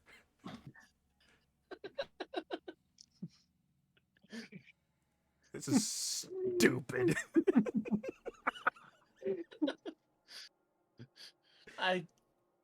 I truly want to just put clone of Diggory and Shadow clone of Diggory in the bag of devouring.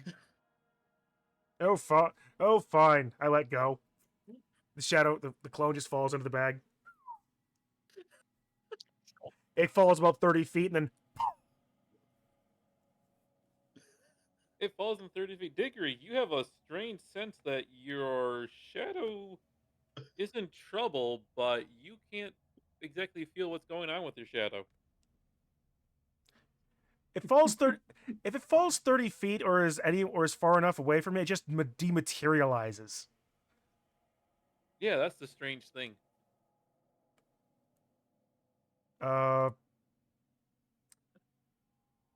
Shut up. Oops. Yes? I realize my part in this debacle. But It's done. I think your I think the bag of holding has, or the bag of devouring rather, has eaten one of my core class features.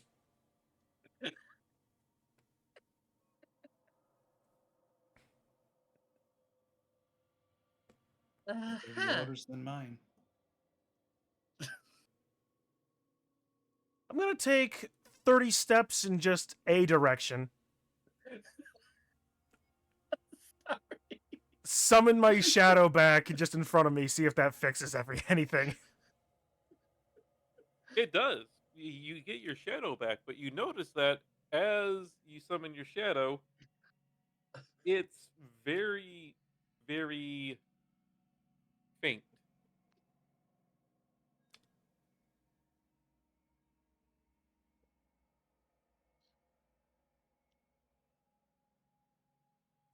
It's going to calmly walk back over to the bag.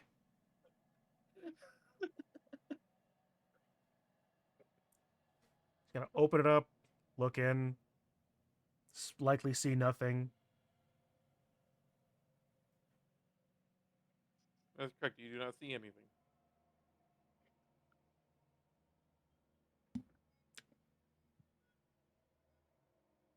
I am going to hope that this is merely a temporary thing, It is merely temporary. Just because your I do not wish to consider the possibility of needing to do a dungeon crawl within the bag of devouring just to get my shadow back to full power. Which would be that would be it. hilarious. no. It's just an aesthetic thing. You lost some of your shadow because it was devoured by the beast. It wouldn't, although I will be entirely above board, that would be absolutely hilarious. I mean, It I The- can the make en- a very interesting dungeon entire- crawl route, but we'll do that later. Yeah, we'll do that later. That might be an epic level party thing later, because like even like 5 level 5s not gonna handle that. No, considering it's an extra dimensional, um, very, very incredibly evil thing in there. Yeah. Anyway, you guys continue on from the battle, and not too long after that, you arrive at, well, what you would see as your destination.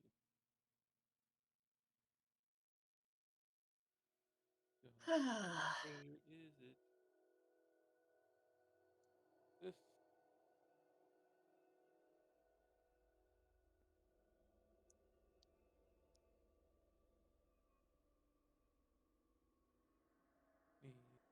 Go this.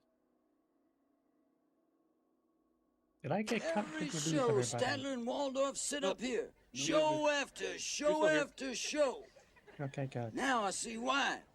You see why they come? No, I see why they left. Oh,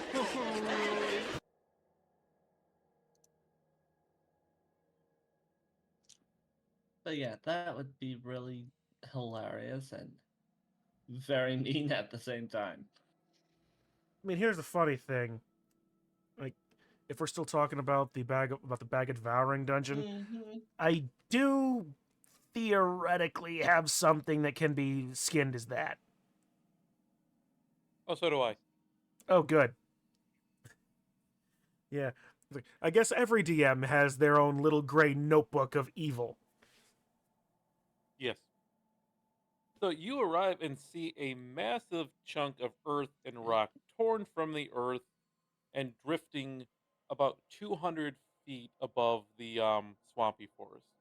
A petrified tree towers above the stone, with its stone roots protruding from the bottom. Between the shape of the rock and the branching of the tree limbs, it creates a impression of a gigantic stone heart hanging in the sky.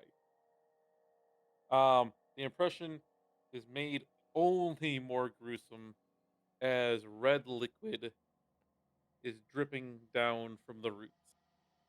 You can see a cave mouth on the side of the slowly rotating heart, and a staircase winding up to the what you assume to be the top of the staircase, and it definitely does not look natural. It looks carved into the rock.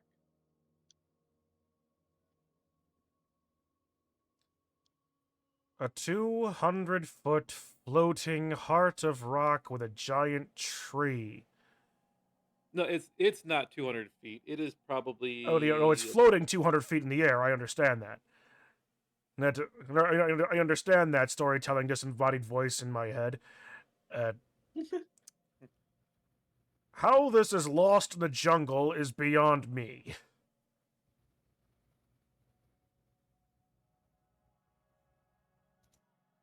It's literally floating there. You should be able to see this from miles away. This is literally a landmark by which maps are made around. How is this lost?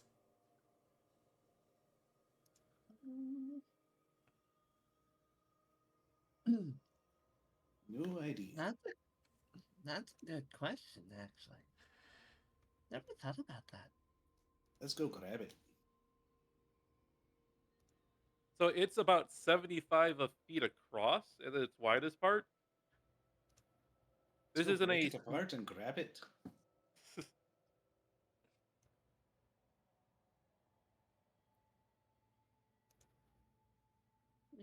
There. At this.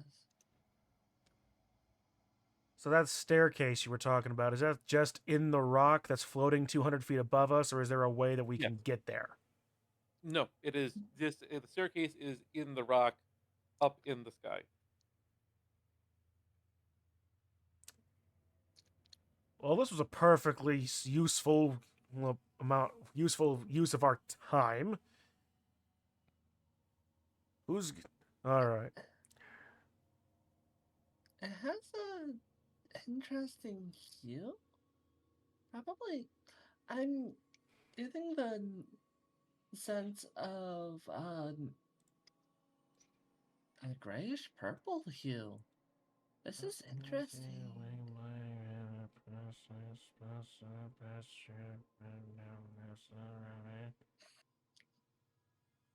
From up in the heart, you can see a figure looking down at you, and a voice shouts down to you.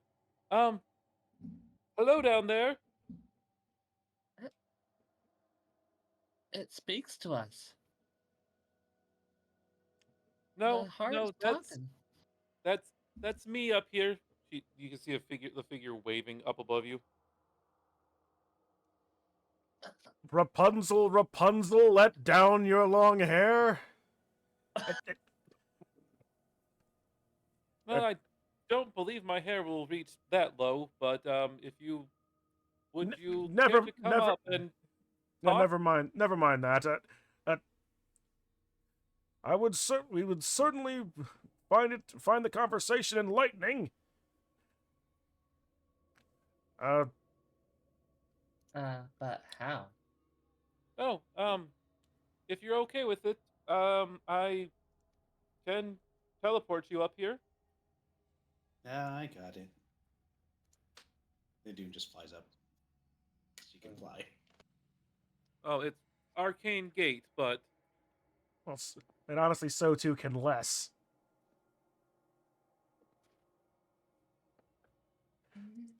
I have a misty step.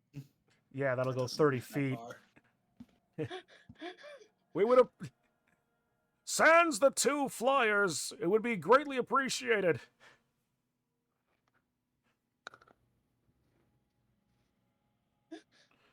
bear with me 1 second.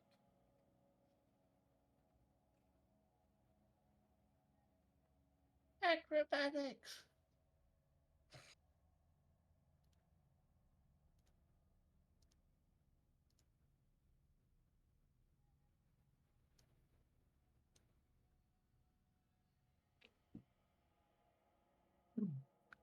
Da, da, da, da, da, da, da, da.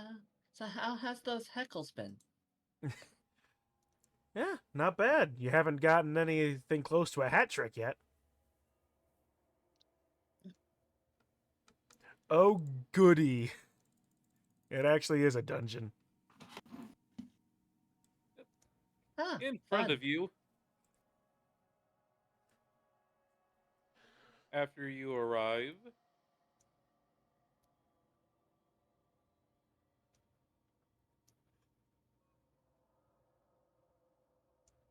Fun. Um. Uh. Hello. Um. It's. there. Um.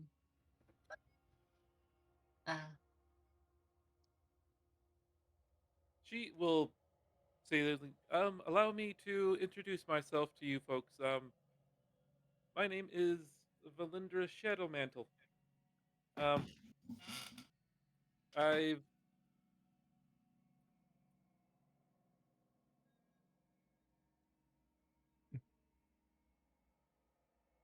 been here for a little while. My room is the home here is not too much, but you may come in, and it is more than enough for you folks to stay with me for a little while as you rest. We thank you for your hospitality, Valindra. My name is Diggory, Diggory Stackkeeper, Leatherhorn tribe clan of Waterdeep. Like, there's an impressive abode you have. I just took it over for myself for as I saw this floating in the sky, and figured it was a safe place from all the undead outside. Unless the undead learn to fly, I'm inclined to agree. You'll step back in a little bit and beckon you all to come in.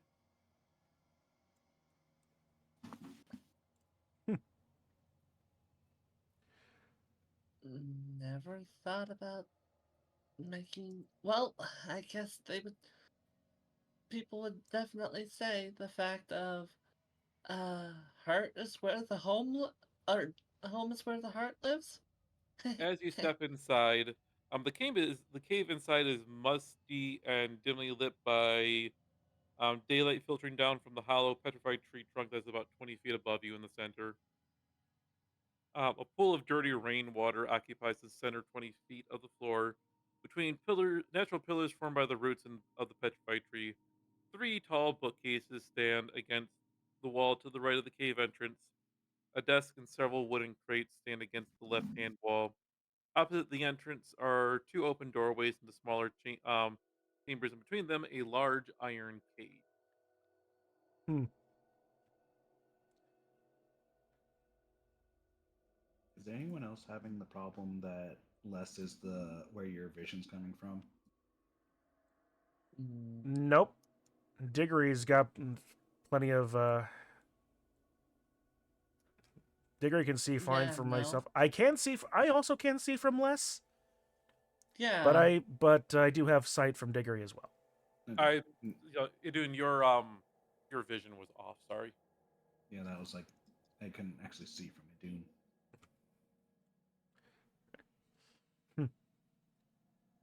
The accoutrement of the studious, I see. Yes, I'm studying the increase in the undead in the area. Hired out to do a little bit of work. It seems that our goals align somewhat. We were also hired to investigate the undead curse. Or, at least ways myself and Shauna were. The others we have, collected's not the right word?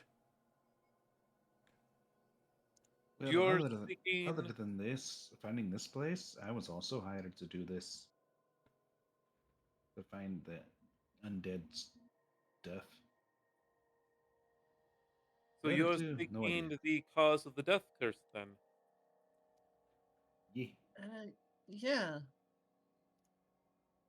Shauna. Shauna of the Paladin of Strixhaven.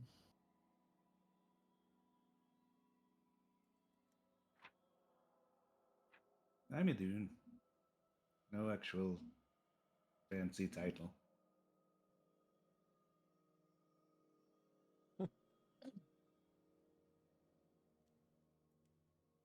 So you and the two at the entryway. What are your names? Damir Bloodox. I'm from Baldur's Gate. Just a simple dwarf looking to make a living. And the tall one is less. She doesn't speak much, unfortunately.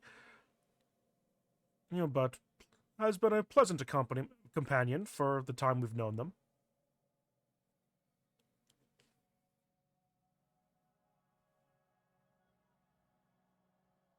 Well, if you are truly aligned with my goal, aligned with potentially helping me, seeking the same thing as myself, um, I am very much willing to help pay you to complete my research task and bring the item back to me. Hmm. It sounds like you have some understanding of what of the originations of the curse. Then, From what I have been able to gather and research, she walks over to the bookcase, um, and pulls out a book, flips through a few pages. It is one of the. It should. I believe it is being called by something called the Soul Monger. And from my research, it is in this old city called Omu. hmm. Omu has been on our list to investigate. I don't know exactly where it is in the city, but if you are willing to help, I would be willing to put some gold down to have you bring this soulmonger back to me. Hmm.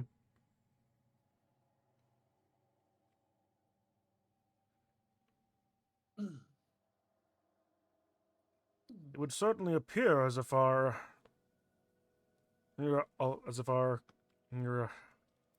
intentions do in fact align. Forgive me if this might be a too intrusive question, but we are intending on ending the curse. What are your intentions for the Soulmonger? Of course, ending the curse. I just would need the soulmonger to research what would need to be due to safely deactivate and return all the souls to those who have died. Hmm. More so, by imprisoning the soulmonger. That way we can study it and reverse all the effects and prevent this from happening again. Destroying it should only be a last resort, as the scholarly type you would know. Agreed. A piece of research of that variety is something I would be very remiss to pass up on.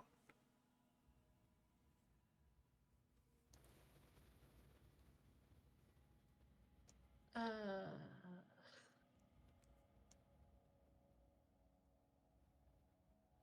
sorry, mate. I've not been keeping up on the studies. Warmonk or Soulmonger? Ding.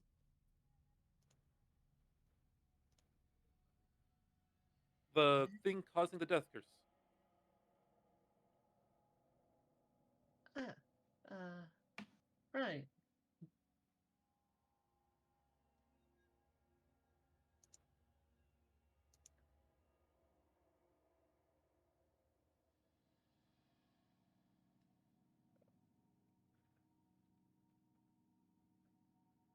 So, would you be interested in taking up my request?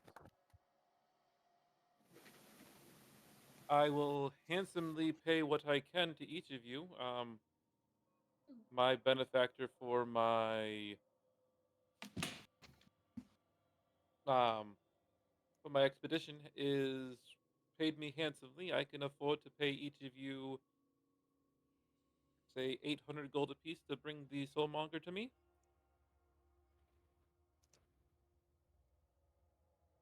Certainly a worthy sum. You've caught my attention. Who is your employer? If again, that's not too probing a question. They do wish to remain anonymous, so it is a bit too intrusive. My apologies then. I shall leave that off the table.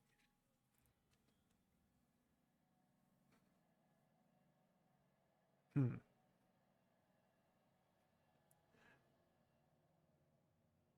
Well, Shauna, the possibility of double dipping on this definitely intrigues me. If nothing else, our patron, like, actually, on that thought, it has, like, having completely forgotten personally, and having utterly lost what my notes were at the time. Mhm. Okay. We were just tasked with finding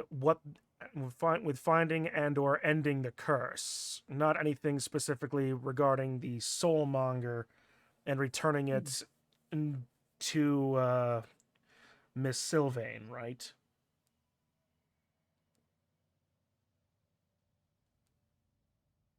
Uh, yeah, I think it was just ending the curse was all that we were tasked to do. Hmm. Oh, pardon me. I see no Um, I see no reason why these two can't be done at the same time. yes, you were just tasked with somehow ending the death curse. Correct. Our our patron from Port Nyanzaru, who who merely instructed us to end the curse. As such, I don't see any specific reason why not to hand over this soulmonger to you.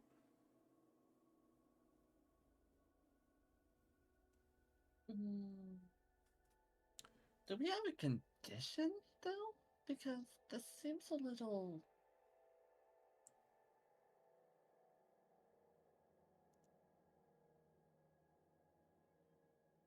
Hmm. Mm.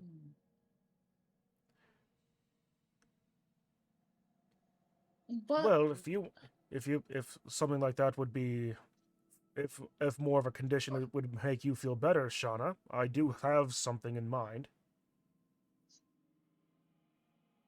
What?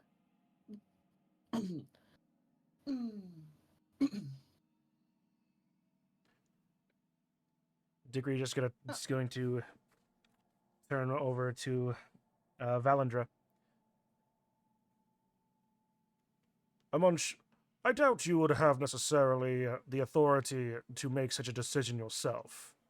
But if you find your, but if enduring this opportunity, the various expeditions and explorations to find this shadow, the soulmonger, if you could get in contact with your patron and suggest perhaps a joint research endeavor.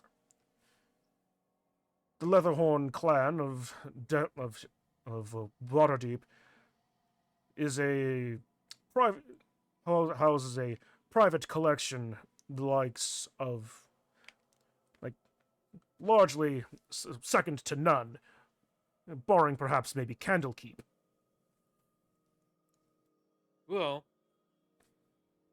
my patron does not like to necessarily share information away, but as I am truly in charge of the actual expedition, if you, if that is the cost of you bringing the soulmonger to me, I will be more than happy to turn over any research to you, or at Uh, least copies of it. oh, certainly. I would not dream of of depriving the originals from their you know, from any variety. The the pardon me, the these the ideas kind of gotten me a little salivating, perhaps. You know, once a researcher, always a researcher. You know. No, I truly, truly do understand. I beg your. So yes, I beg your pardon. The mild tongue twistedness. Certainly. Any any information that we can come together to jointly benefit our various parties should only benefit the, all of them at large. And certainly more minds on this will make even greater headway in, well, any projects they're in. Yes, my benefactor is quite the powerful researcher and has much interest in most things in this way. They wish to see the world just be truly safe from all undeath. And this death curse is truly a hindrance for making the world safer. Would you not agree? Most indeed, I would agree. And my clan, admittedly, probably less interested in maintaining the world's safety, much to my own chagrin, perhaps, enjoys maintaining a thorough collection on assorted magics and artifacts. Anything about this that can, even if it can be used in manners that they may not appreciate. Well, appreciate's not the right word. They care more about the collection versus its utilization 9 times out of 10.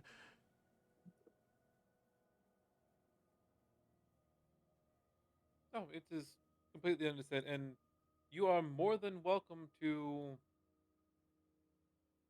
camp here tonight, and I can cast another arcane gate to get you down to the jungle floor after you are done. I would just ask that you stay out of, and she points over here. Um, I have, for my research into the area and and the actual undead, I have a few specimens there that are in suspended animation.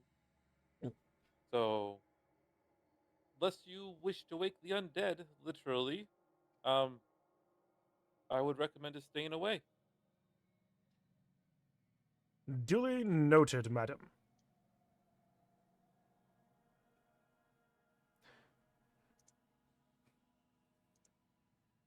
Although I will admit you have piqued my curiosity as to what your specimens are. A few just normal zombies that you have seen around, and a few of the local Gorillians that have been zombified as well. Hmm.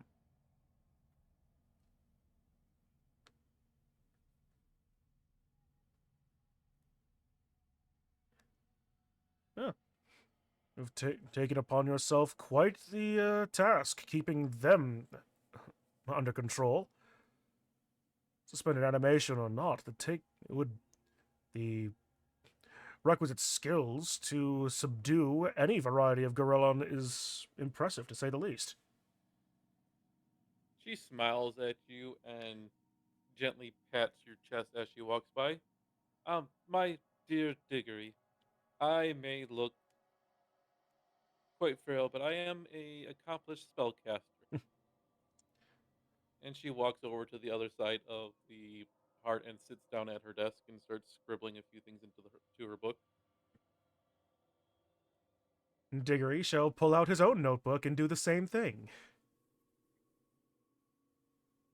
Are you sure about this? It doesn't feel right. I'm as sure as I as sure as I can throw one of those zombified gorillons. Do I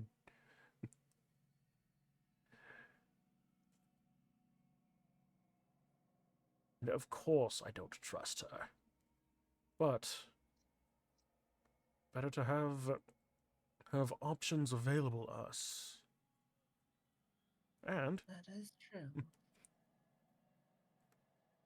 furthermore, if she can further our ends, then she can be useful. Up until the point that she becomes actually a problem. Yeah, I don't like her. Her aura she's giving off. Something just doesn't feel right.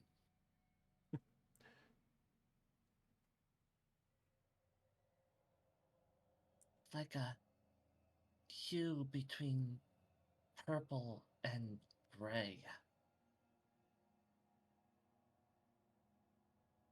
Hmm. I don't. I have no reason to mistrust your aura readings. But for now, I suggest playing along as best we can.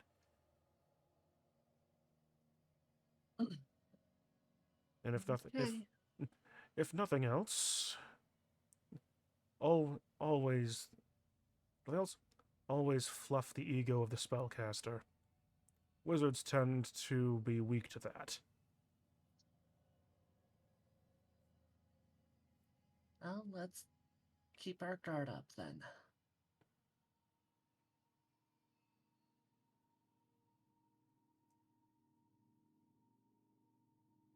So, are you taking me up on my offer? Are you staying the night? Um,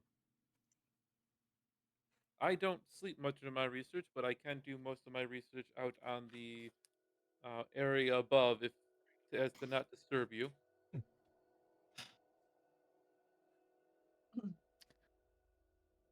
Uh, But now go ahead.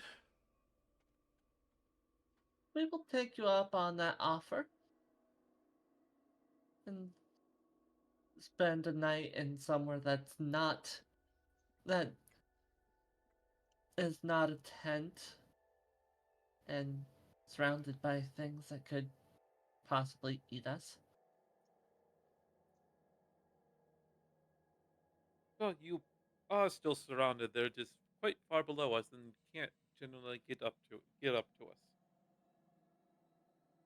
But if you will excuse me, I will give you the room for now and do some of my observations up at the top of the heart, and will if you need me, I will be up there. Okay. And with that, she will, for now at least, head out of the cave door and disappear. Right. Oh, I Les. trust your wisdom in this one, Paladin. I really don't trust my own wisdom to begin with. Les, if you would be so kind, would you mind sending your raven familiar out just to get like a cursory idea of this floating heart and the tree above, perhaps? Sure. What's a good way to do this, guys? No, I'll just do this. Where is Les? Right here. So you guys can see what it looks like if you look at the left-hand side. Okay. That is what you are looking at. Seems they're taking a very artistic interpretation of the word heart. Yes.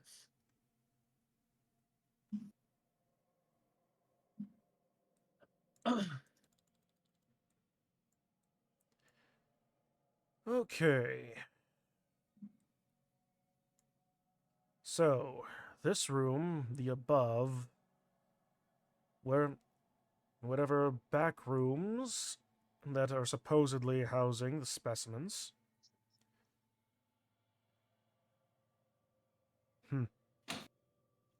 Curiosity being what it is, and distrust being what that is, I'm going to take our host at her word. Gorillons are not to be trifled with. There was a mounted specimen or two come through the archive at one point. Large, four-armed apes. Not what you want to deal with. Especially after being roughed up a bit. And zombies? Oh, that just adds, like, layers to that. Idun, why are you in the pool?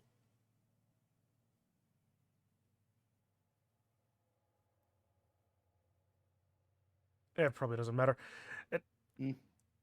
Well, if she's above anything, if she's at anything water, she's floating above it because she can fly. Fair enough, then. Gotta stretch that the wings. I And suppose show so. off because you guys can't do these. Yes, I suppose so.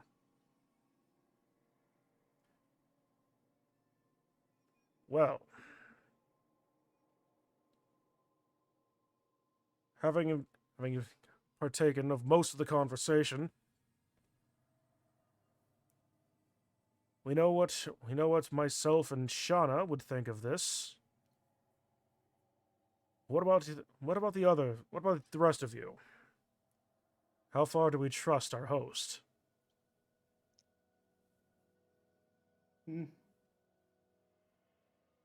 Les will kind of make that motion of like moving her hands closer together, but keep them not very close, but very far, but not far apart either. Probably about the width of her head. Reasonably well enough, until she gives us a greater reason to not distrust her, but keep her at arm's length. Well, he's some kind of wizard, so he probably could have just launched spells at us while we were down on the ground instead of inviting us up here. That's a step in the right direction. Mm-hmm. Certainly got the feeling that if she wanted us, like dead, or at the very least severely injured, she could easily do so. True.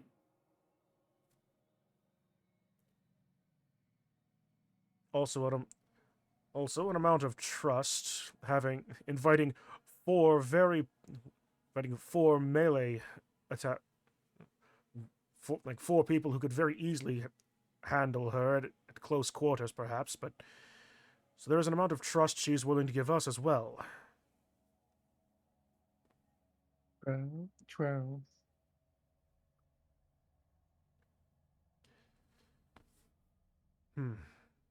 That said, looking around, she has been here for some time. Utilizing her knowledge is probably will be more beneficial to us in the long run. The gold is not to be sneered at either, I should say.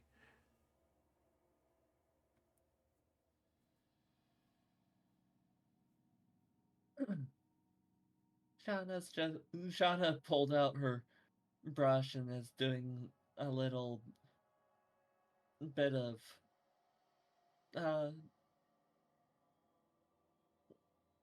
her for a little bit of art twirling.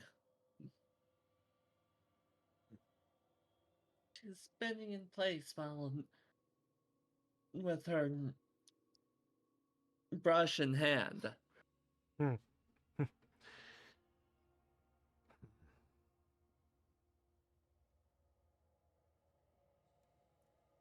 So you have the room to yourself. Are you just going to turn in? It is getting kind of dark out. I'm gonna use. Regardless of how it is, probably should. We should likely take our host up on her offer, and and while also doing that, respect the boundaries. Don't want to have a reason to be thrown out without the arcane gate. Two of Well, you may you survive. care. The two of you, well, sure. The three, like me, Shauna, and Ramira, certainly care. We can't fly. That said, before turning in, I at least ways will be going through some of the research that Valindra has. See what I can offer for observations or peer review, perhaps. And of course, glean what I can. I'm sure the the books will glean some type of information about who we're with. And if we, yeah, about her, about the soulmonger, the curse, and anything about Omu if I can find it.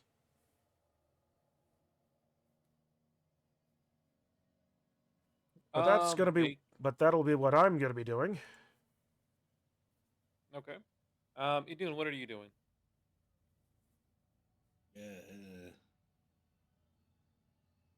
Just kind of chilling because she can't read. Okay. Shauna, are you She doing pulls anything? out a book. She's just looking like she's looking in through a book.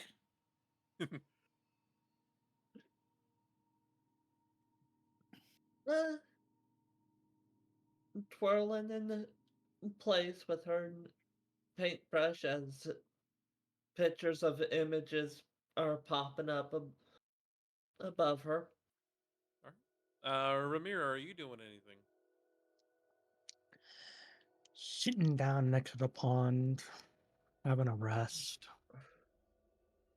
And are you guys going to have less do anything?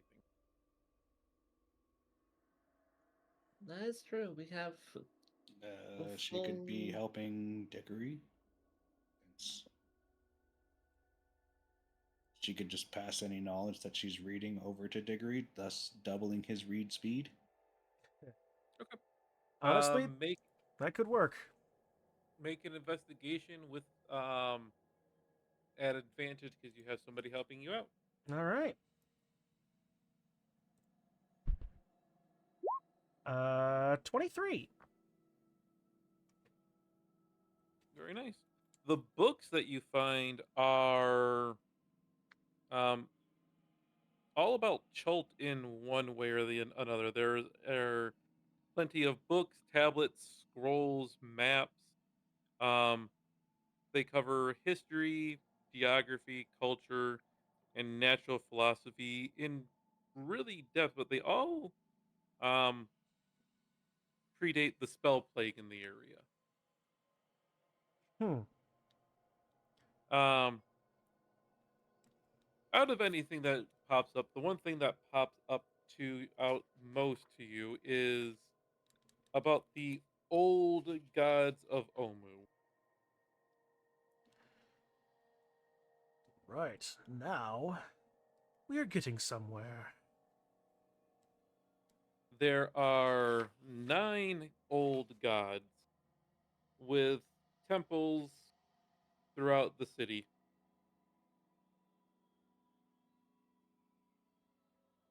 Once worshipped and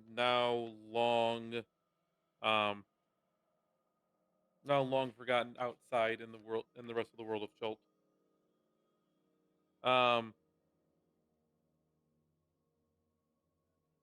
they were called the 9 trickster gods.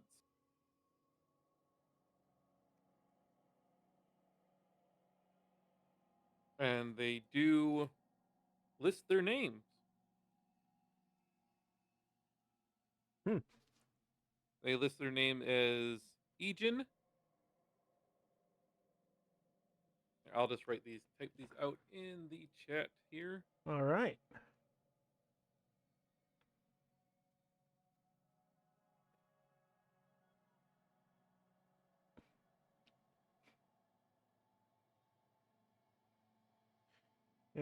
Ejin, flavored with juniper berries. That's a distiller's reference, by the way. Mhm. Those are their names. I spelled it wrong because I was thinking gin.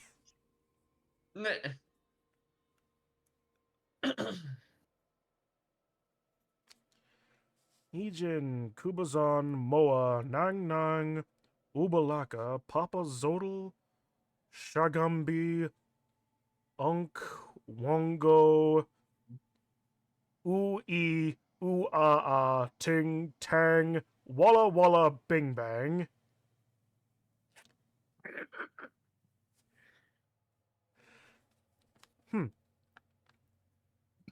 Well, at least there's something to look forward. Look. Ah! Yeah, pardon me. Salivating again. To look further into when we find more of these ruins, if we can determine anything.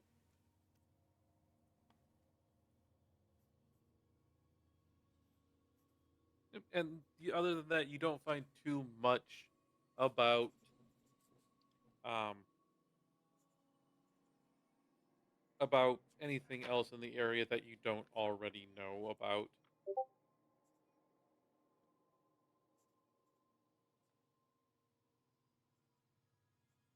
It's literally what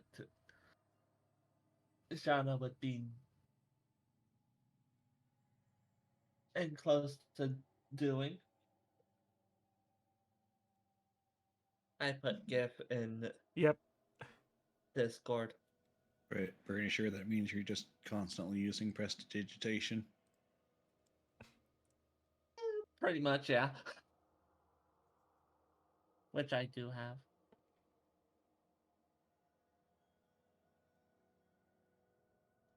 I mean, I don't know of a single character that doesn't take Prestidigitation as a spellcaster if they have the option.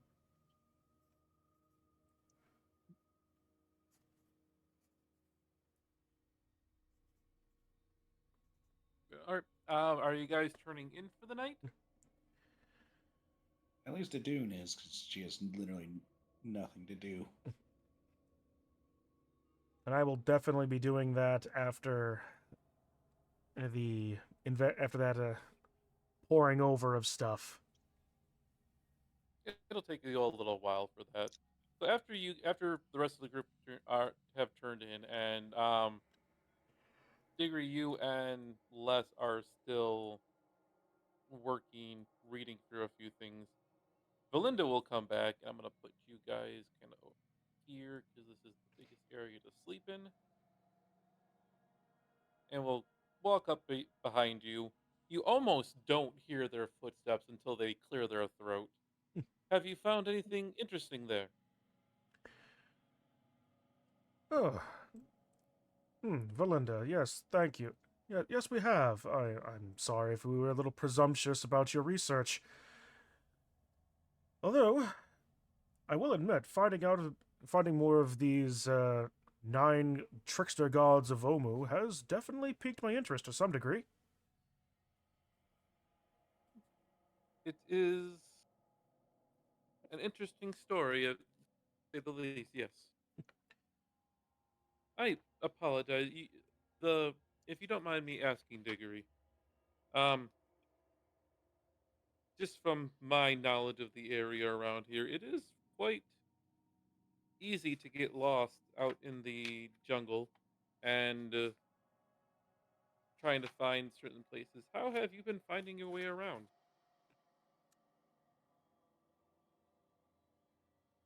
Truth be told, it's mostly just been stumbling blindly through the jungle and finding whatever we so happen to to land upon.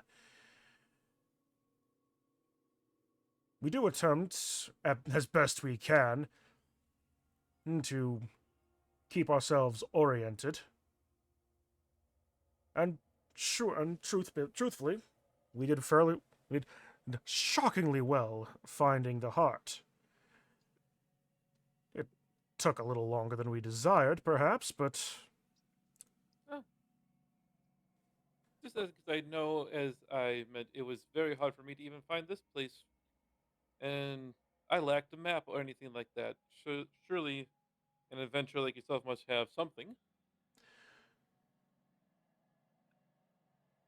we do and we do possess a map. What might you be thinking? What might you be trying to find yourself?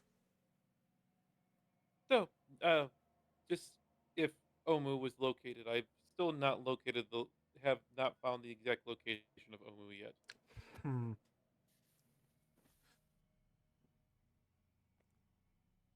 Being perfectly honest, not being able to see the map as I can to be uh, to be perfectly sure. I can move you back to the map really quick. All right, thank you. All right. I have at we have at best a vague direction of which we intend to go. The last rumors and information we had was that it would be further south and to the east. Pray tell, do you have? Would you be willing to show me? And she will produce a very crudely drawn map of what she thinks Cholt looks like.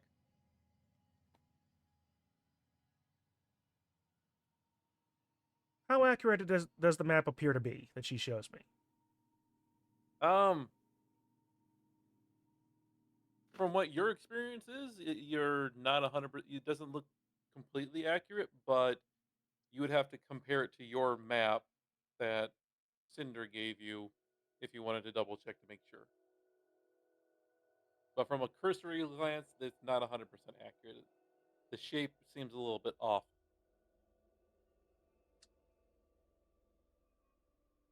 Hmm. All of a sudden, an image pops into your head that Shauna would have been able to produce a map a little bit better than her. I'm playing with that one.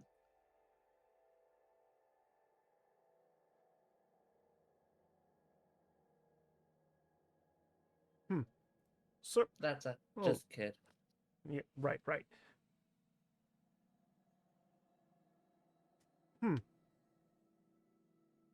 Well, you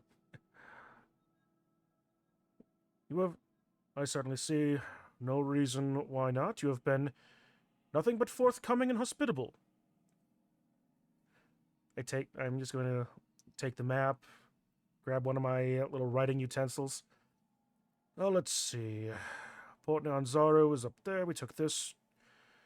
Follow the river. And, okay. So if we're vaguely here, almost like I said, the last I heard was to the south and the east. Yep.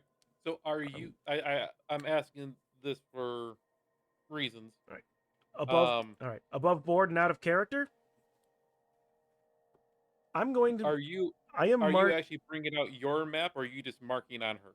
I am marking on hers. Okay. I am above. Diggory thinking to himself, "I'm not sure I trust her just yet," and not being able, and not wanting to sound like he's completely losing his mind. Will mark to the southeast.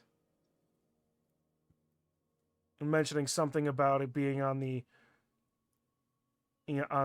edge of the mountains further south.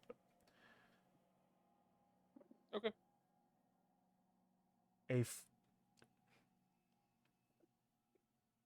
Even in the flash of his mind, he remembered from remembering his map really quickly that's the direction would actually be more southwest. So Diggory knows what he's doing. I certainly hope so. Okay. She thanks you for marking it down and says, "You'll forgive me. As an elf, I don't require much rest, so I'm going to go back and study the stars for the night until morning. I will meditate at some point during the next day after you leave." Oh, very well. Well, I shall leave you to your meditations. And she will walk out again.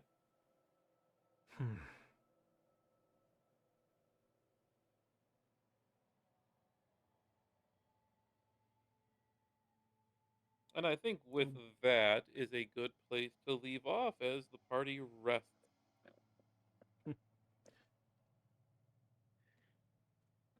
Dun dun dun dun dun bomb. I will certainly be the first one to realize, I might be playing myself a little bit. But anyway. All of a sudden, the screen turns gray, and at the bottom is an arrow that says "To be continued." Da da da da. Yeah. Start playing Runabout or Roundabout, whatever the song is from JoJo's the meme. Well, I hope you players enjoyed the game. I hope everybody who is watching in Twitch land has enjoyed this tale. I mean, I get most of my viewers from YouTube, so. True. Or YouTube land, whichever one it is in regards to. I now realize television has one major advantage over a live stage show. And I will catch everybody. A television you can turn off. Yeah. And on my side, thank you all for watching, hanging around, being general cool dudes. We will see you all in the next game. Whatever that will be. Indeed. 2 weeks. Okay, cool. I want to get back to the normal schedule, so 2 weeks. All right. So I shall make sure to write that down and fix that in my closing. All right. So with that, have a good rest of your day, all, from my side. Yeah.